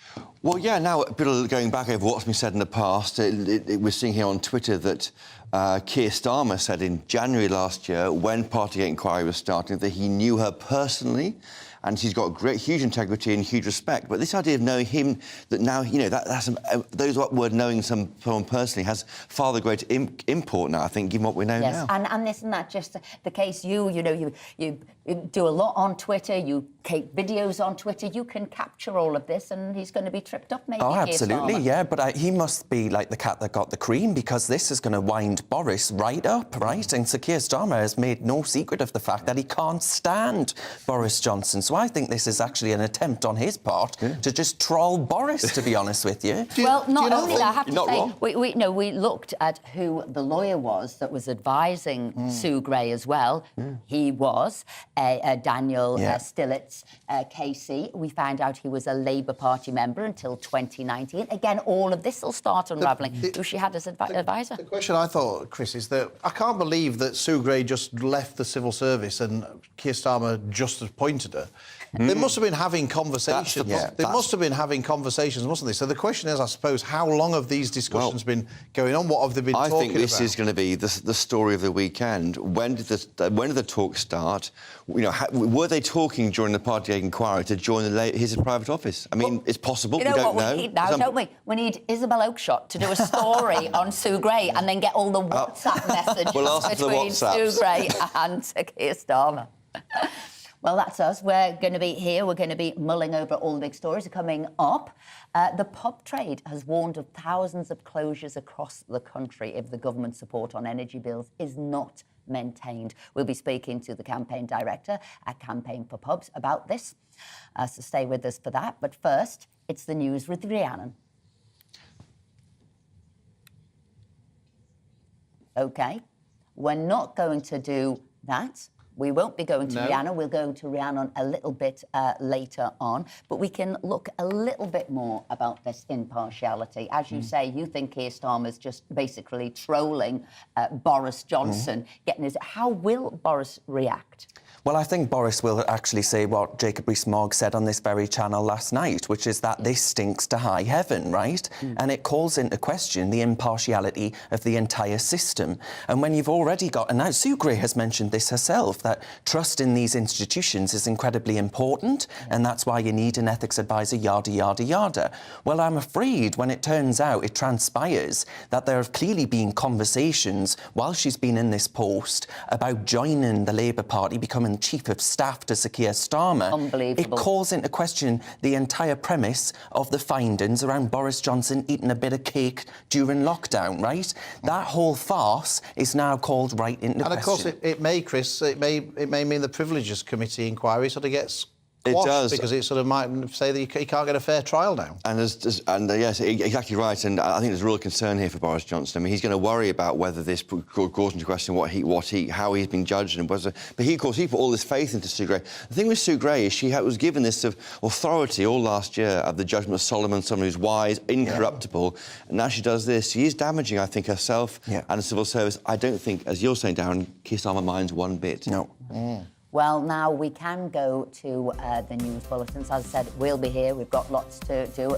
Specifically, that £14 billion that the NHS got to get rid of the backlogs. We'll be looking at that. But first, it's the news headlines with Rhiannon.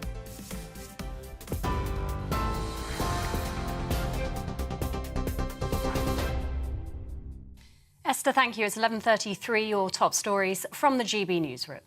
Conservative MP Jacob Rees-Mogg is calling for a proper inquiry into Sue Gray's appointment as Sir Keir Starmer's new Chief of Staff. The senior civil servant led an independent investigation into Partygate, but it was announced yesterday that she was leaving the civil service to join the Labour Party. Allies of Boris Johnson have condemned her new role, with the Tory party chair calling it inappropriate. Mr Rees-Mogg says the appointment invalidates her report into lockdown breaches at Number 10. Former MP accepted her two reports on the strict understanding that she was impartial, and that now looks wrong. No confidence can be placed in the evidence she secured or passed to the police, so instead there should be an investigation into her and to her appointment. We should have an inquiry into what she has done and her contacts with Labour whilst she's been a civil servant, particularly those with the office of the Leader of the Opposition.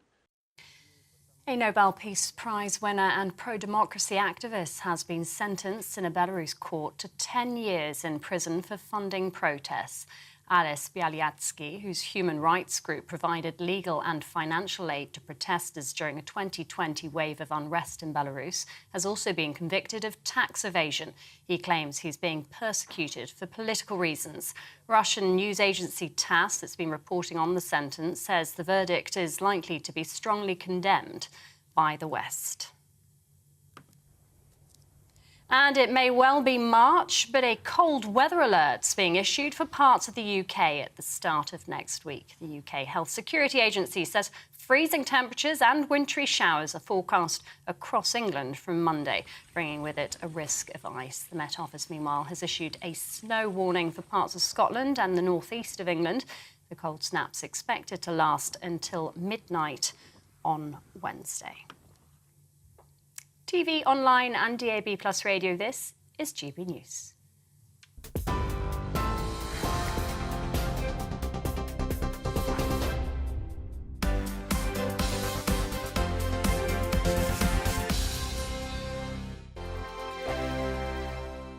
It's all about family, being in people's living rooms, all the interaction and getting to know who our viewers and listeners are. When I was young, my dad used to say, "Nana, stop arguing." I wanted an outlet that would enable me to give my opinion. People are going through a really hard time right now, and I know that you don't feel like you're being listened to by the establishment. I came to GB News because it's the people's channel, and I want the audience to have their say on the events of the day. We're dynamic. We do something different. Democracy shows that the wisdom of the nation is in its people. I get to travel to find out what the story is from a personal perspective. The British people aren't fools. We know when we're not being told the full story. We've got to work out how Britain moves forward from this. It's the best country in the world. The establishment had their chance. Now we're here to represent your views. Britain's watching. Britain's watching. Britain's watching. We're proud to be GB News. The People's Channel. Britain's news channel. Hi, Andrew Pierce here. Join me every Friday lunchtime for a proper no-nonsense debrief of the week's events. With special guests in the studio and the GB News team on the ground, I'll be getting you up to date with news, some intelligent discussion and my own sharp take. The weekend starts here with me every Friday lunchtime on GB News, the People's Channel, Britain's news channel. I'm Andrew Doyle. Join me at 7 o'clock every Sunday night for Free Speech Nation, the show where I tackle the week's biggest stories in politics and current affairs with the help of my 2 comedian panellists and a variety of special guests. Free Speech Nation, Sunday nights from 7 on GB News, the People's Channel, Britain's news channel. Join me, Patrick Christie's, Monday to Friday, 3 till 6. We tackle the day's news agenda like you've never seen before. It's high tempo, high octane, the most controversial topics, and the best guests. You will not be able to take your eyes and ears off it. I'm not afraid to ask the questions that you really want answered. 3 till 6 p.m, Monday to Friday on GB News, the People's Channel, Britain's news channel.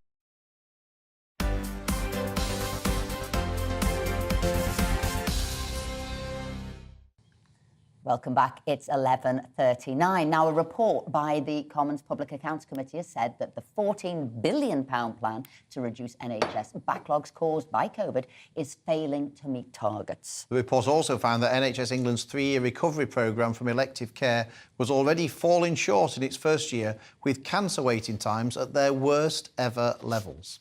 Joining us now to discuss this is oncologist Professor Angus Dalgleish. Professor Dalgleish, thank you so much for taking the time to join us this morning. Look, I suppose lots of people will be wondering, the government's pumped in £14 billion on a promise from the NHS that it would get waiting lists down. The chairman of the Public Accounts Committee, Meg Hillier, said despite a significant cash injection, the NHS is in full-blown crisis and all the metrics are going in the wrong direction. People in the NHS say we need more money, the NHS gets more money and things get worse. So why are the NHS so appalling at looking after taxpayers' money? Well, I'm glad you put it like that, because that's what I was going to point out. It wouldn't matter if you put 20 or 30 billion into it. It would make no difference, while the NHS remains completely unreformed. And I'll just relate, from the front line, the biggest problem that the NHS has is retention of staff. They may boast that they have had 40,000 new nurses. One year they forget to tell you they lost 50,000. It's the same with doctors. And one of the reasons they're going is because the total lack of morale, the support, the fact everything is done by managers who you never see and never interact with, who make decisions which do not involve the clinical frontline staff. And until the clinical frontline staff actually run all this and they have a management structure that administers what they need, there's never going to be any improvement in the NHS. And I've said this many, many times before. I've presented to the Department of Health, the NHS, all these people, they just basically nod their heads and then they come to the amazing conclusion that, well, at least the NHS is still the best system in the world. Well, if you think that, you're never, ever going to improve it. And we really do need to make major changes in it, especially with staff retention. I've been involved with a lot of reports of the NHS, what needs to be done, but now I'm absolutely convinced that it is staff retention morale needs to be addressed first. OK. So maybe it's the enormity of the changes that's got to be done that stops people doing anything. It's a form of paralysis. So where would you start? You're advising a minister now. You say you've got to start somewhere. Things aren't working. Where would you start? Well, the first thing that I would do is I would change all the infrastructure of how the NHS works. And I think this is going to be done slowly. For example, this purchaser-provider split, which I believe wastes about 8% of the entire budget, with one group of doctors purchasing their services from a hospital to provide for their patients. This was on the grounds of open competition. It doesn't actually really exist. It just wastes money. And then there's all these massive contracts of private finance initiatives, which just waste enormous sums of money, and you don't really have any control over it. But if I have to do the one thing I would do tomorrow is bear in mind all this needs to be reorganised and renegotiated, I would actually put clinical service centres led by clinicians, not the way it's all set up at the moment with trusts, etc. I think that's been a real obfuscation on how the money is spent. I think you have to really have a clinical analysis of what the population needs. And by the way, this is going to require something that nobody wants to hear. You're going to have to pay for the NHS in future. A fee at the point of service is absolutely inevitable. It's so that's in every civilised. Paying. Pardon? Is that the public paying, is what you're saying? Yes, even if it's just it's just indicative, a token that they use the service. Now, I've got people who work in we'll have to end it there. I'm going to bring it back into the studio. These are big changes that needs to be done. As he said, it's like a bottomless pit for money, the NHS. How about that? I think there needs paying. Well, there needs to be a rethink of how we do the NHS. There is obviously already a two-tier NHS. People who can afford private care do it because they want to have the care when they want. I think you need to think about whether there needs to be some charging for GP appointments, £10, £20.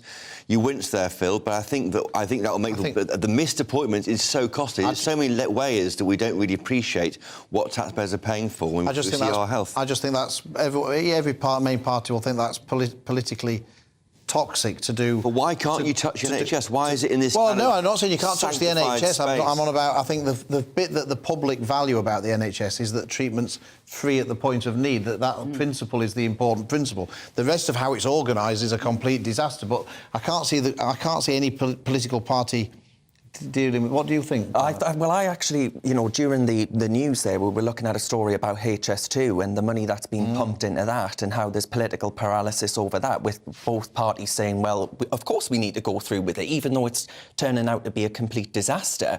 I think the same's happening with the NHS today, where we're saying, well, what the NHS needs is more money, despite the fact that if you look across Europe, there are smaller economies spending less than we are and getting a lot better healthcare outcomes.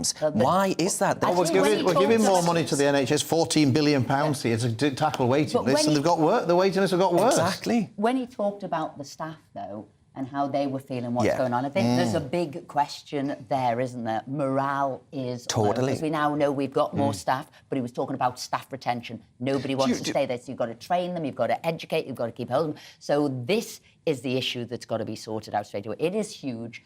Too much management, and people just don't know who they're working to. Do you think people put up less with having bad health? In the old days, the post-war generation would just get by, carry on.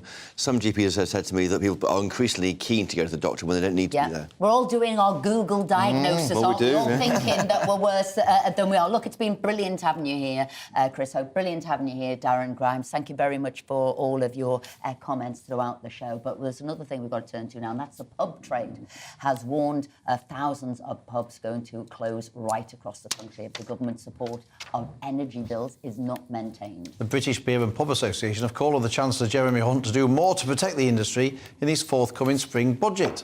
As they say, due to the cost of living crisis, more people are being forced to eat and drink at home more often, putting a squeeze on pubs, adding to the problems caused by the high energy bills. Joining us now is the campaign director at Campaign for Pubs, Greg Mulholland. Good morning, Greg. Good to see you there. So how dire is it? Are these stories true? Is it that many pubs we're going to see close? Well, we certainly hope not, but the warning from the British Beer and Pub Association, who of course represent the global brewers and the large pub companies, is something that must be taken very seriously. The Campaign for Pubs, we represent publicans and pub goers. And certainly our publican members are reporting that trade is very, very difficult, and that with the are you off now? support for, or the scaling down of the support for business energy bills that is set to come in April, then people are not sure if they can carry on and continue to trade. So it is worrying time. We're seeing more closures than ever. So more support certainly is something that's needed, but it needs to be direct support for pubs and not just cuts to general duty, which would not help pubs.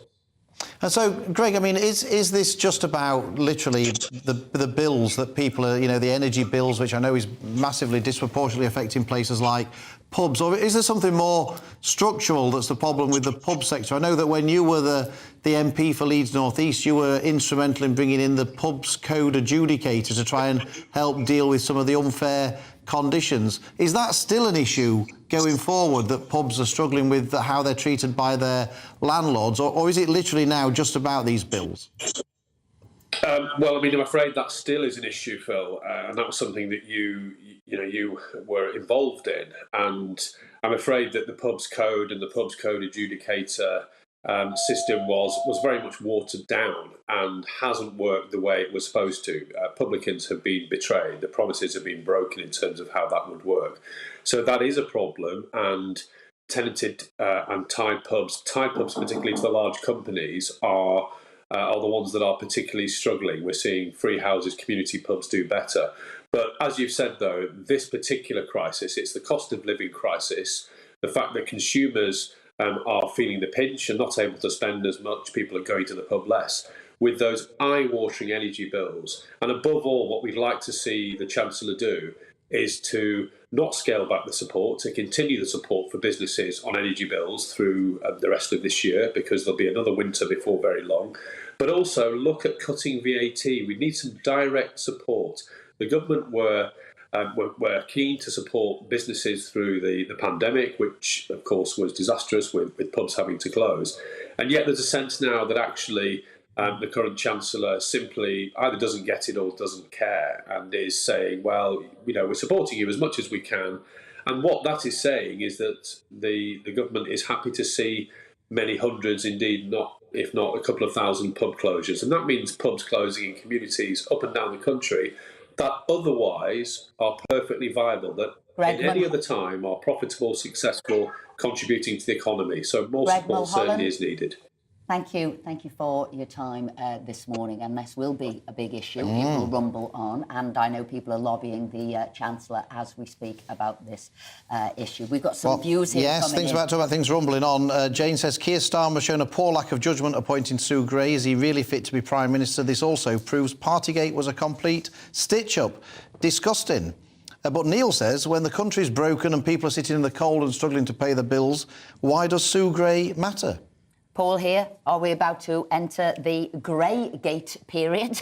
Is that what we're doing? And Jules saying, refreshing to hear praise about Boris Johnson. And Margaret from Cheshire, good morning, Esther and Philip. In my opinion, and this were people talking about the Windsor framework, does it take back control? She's saying no. She feels she's been a betrayal of the Northern Ireland Protocol and a betrayal of Brexit. Thank you for all your views. Let's now welcome Sarah Robinson to take a look through some of the biggest stories from the entertainment world. So your first story, the royal eviction.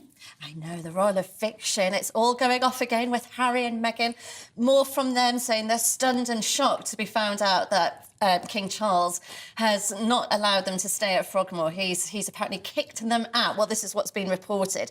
However, I'm just going to say with this, on this, that they haven't been living there, obviously. They went, as we know, to Montecito. On that documentary, which came out last year, the house was more or less empty. They took everything with them when they went to Montecito. We saw pictures, from that documentary of this empty house and furniture and boxes and what have you. Then Harry's cousin Eugenie moved in, so she was living in there. So they've not been there for such a long time. The lease has come up for renewal. They're not going to take it on when they've got a £14 million mansion in Montecito that they're having to look after. Then pay $360,000 a year for this lease. It just doesn't make financial sense for them to do it. I always think that Harry and Meghan are like the SNP are in politics. They're just always looking for a grievance. Whether it's justified or not, they just seize upon any possible grievance. And she doesn't care about living back in the UK. But not only that, I mean, King Charles said, didn't he, at the start, when he was going to become king, he said, you know what, I'm going to modernise the royal family. We're going to look at the cost of living as everybody's going through the cost of living. Therefore, I'm going to cut back on expenditure. Why would you have an empty property like that? It doesn't make so no you're going to sense. downsize? Put Andrew there. Exactly. It's just common sense. He can't afford to fix the problems at Royal Lodge. This it's going to cost millions in terms of the refurbishment for Royal Lodge. Whereas Frogmore's done now, he can go in there and that's affordable for him. But Harry and Meghan are not happy. The question, the issue I want to talk to you about, if I might, Sarah, is about Jeremy Clarkson. Is he being cancelled from ITV or hasn't he been cancelled from ITV? So this is wrong. Now, this is very important, this story. He actually came out on Twitter and said, this is not true. I have not been cancelled. I'm still going to be the host of Who Wants to Be a Millionaire, which I'm pleased to know because I think he's brilliant at it. He's absolutely fantastic. And Carolyn McCall, who's the head of ITV, she's come out herself and said there's no cancellation. The show's carrying on. It's been recorded with Jeremy. She says, we've not cancelled Jeremy Clarkson. What I thought was interesting from her wording is she said what he said in The Sun has no impact on ITV's brand. So I thought, oh, does that mean then for any celebrity, if they're caught doing wrongdoing, who's a member of ITV, that they can use that as an excuse if it wasn't done while working for ITV, you know, live as it happened. So I thought it was interesting, the wording of what she said about that his words in The Sun didn't affect the branding for ITV, therefore she's not going to... The reason I don't know if there's been a change of heart here, whether they've been backtracking or not after it was sort of floated that he might lose. But the reason I'm interested in it, I've been having quite lengthy correspondence with Carolyn McCall about Gary Neville and his political comments during the World Cup on ITV. Right. And I said to her, is she going to make sure that Gary Neville never appears on ITV again after he sort of got involved in a partisan political debate? And she kept replying. She would dodge the question. She won't say that Gary Neville won't appear again. And that was what he did on ITV, not in somewhere separate. So I wonder if there's been some backtracking been going on here. Well, I think there has, and also remember what happened with Piers Morgan. Are you meaning down to your email? No, it won't be down to. Nobody takes any notice of me. Remember what happened with Piers Morgan with Good Morning Britain, and it did obviously affect the ratings of the show once that happened. So I think, you know, is that ITV learning their lessons, that if they do quick moves to immediately cancel someone and fire someone on the back of someone being offended. It just seems sort of, I would say it seems serious backtracking, because when I read it in the papers, it seemed certain that he was going. I mean, it was some sort of heavy releasing of information that Clarkson was going from McCall, wasn't it? It didn't seem like that if you read it in the papers. Anyway, the good news is she's backtracked. They have got a form, of course, with Jeremy Kyle, of course, ITV, haven't they? Yes, another incident as well. When they got rid of him. So I think maybe there's been some lessons learnt from that. How about Bruce Willis? Yes, so Bruce Willis, been seen out and about in Santa Monica this week. It's the first time we've seen him since the diagnosis of him having dementia. And I don't know if we've got the photos. No, we don't. But there were some lovely photographs of him out and about, but he did look quite frail, it had to be said. But it was heartening to see him walking around with his family. I thought he looked quite good. To be fair. Did you? I did. I thought he looked in good form. He looked like he'd been working out. He looked quite trim. I mean, I know, obviously, that, you know, he's got dementia and everything, but I thought, he looked better than I thought. OK. Well, I'm a fan. I'm thinking of him, you know, Bruce of old, that's what it is, you know. Well, he's not 20 ananymore, is he? No, that's true. And jumping out. That is true. We got a final story? Yes, now this one made me laugh. So Andrew Buchan, who played Matt Hancock in This England, this is life imitating art, or art imitating life, I'm not quite sure which one. He's actually now been caught, the same as Matt Hancock, having an affair, and has left his long-suffering wife, Amy Nuttall, for his co-star. Getting into the part, eh? Getting into the part. That's what you should... So literally, I call it it could be the Hancock curse from now, isn't it? Hancock. Yes. Sarah Robertson, thank you very much indeed. Always giving us the latest there on the showbiz. Obviously, we had Chris Hope on today and Darren Grimes too. They've been fantastic. fantastic all morning. That's it for us today. Sadly, we've had a lively show, haven't we? We have indeed. Yeah, talking about what's going on, whether it was Boris, whether it was Sue Gray, giving you all the latest there. Anyway, that's it for us. Next up is Andrew Pierce. Don't go anywhere, and we'll be back with you tomorrow at 10 a.m. Hello again, it's Aidan McGivern here from the Met Office. Much colder weather is on the way for next week, but for the time being, well, it's similar to the last few days. Dry for most, some brighter skies into the north. Also feeling quite chilly, but with light winds and some sunshine coming through, actually in a few spots. Not too unpleasant, and the brightest skies for the rest of Friday will be across parts of Scotland, the cloud breaking up somewhat, and some sunny spells coming into the north of England as well. I think we'll keep a lot of cloud elsewhere, but for the vast majority it is dry. A few showers affecting the far north of Scotland, in particular Orkney, and temperatures roughly similar to the last few days, 7 to 9 Celsius.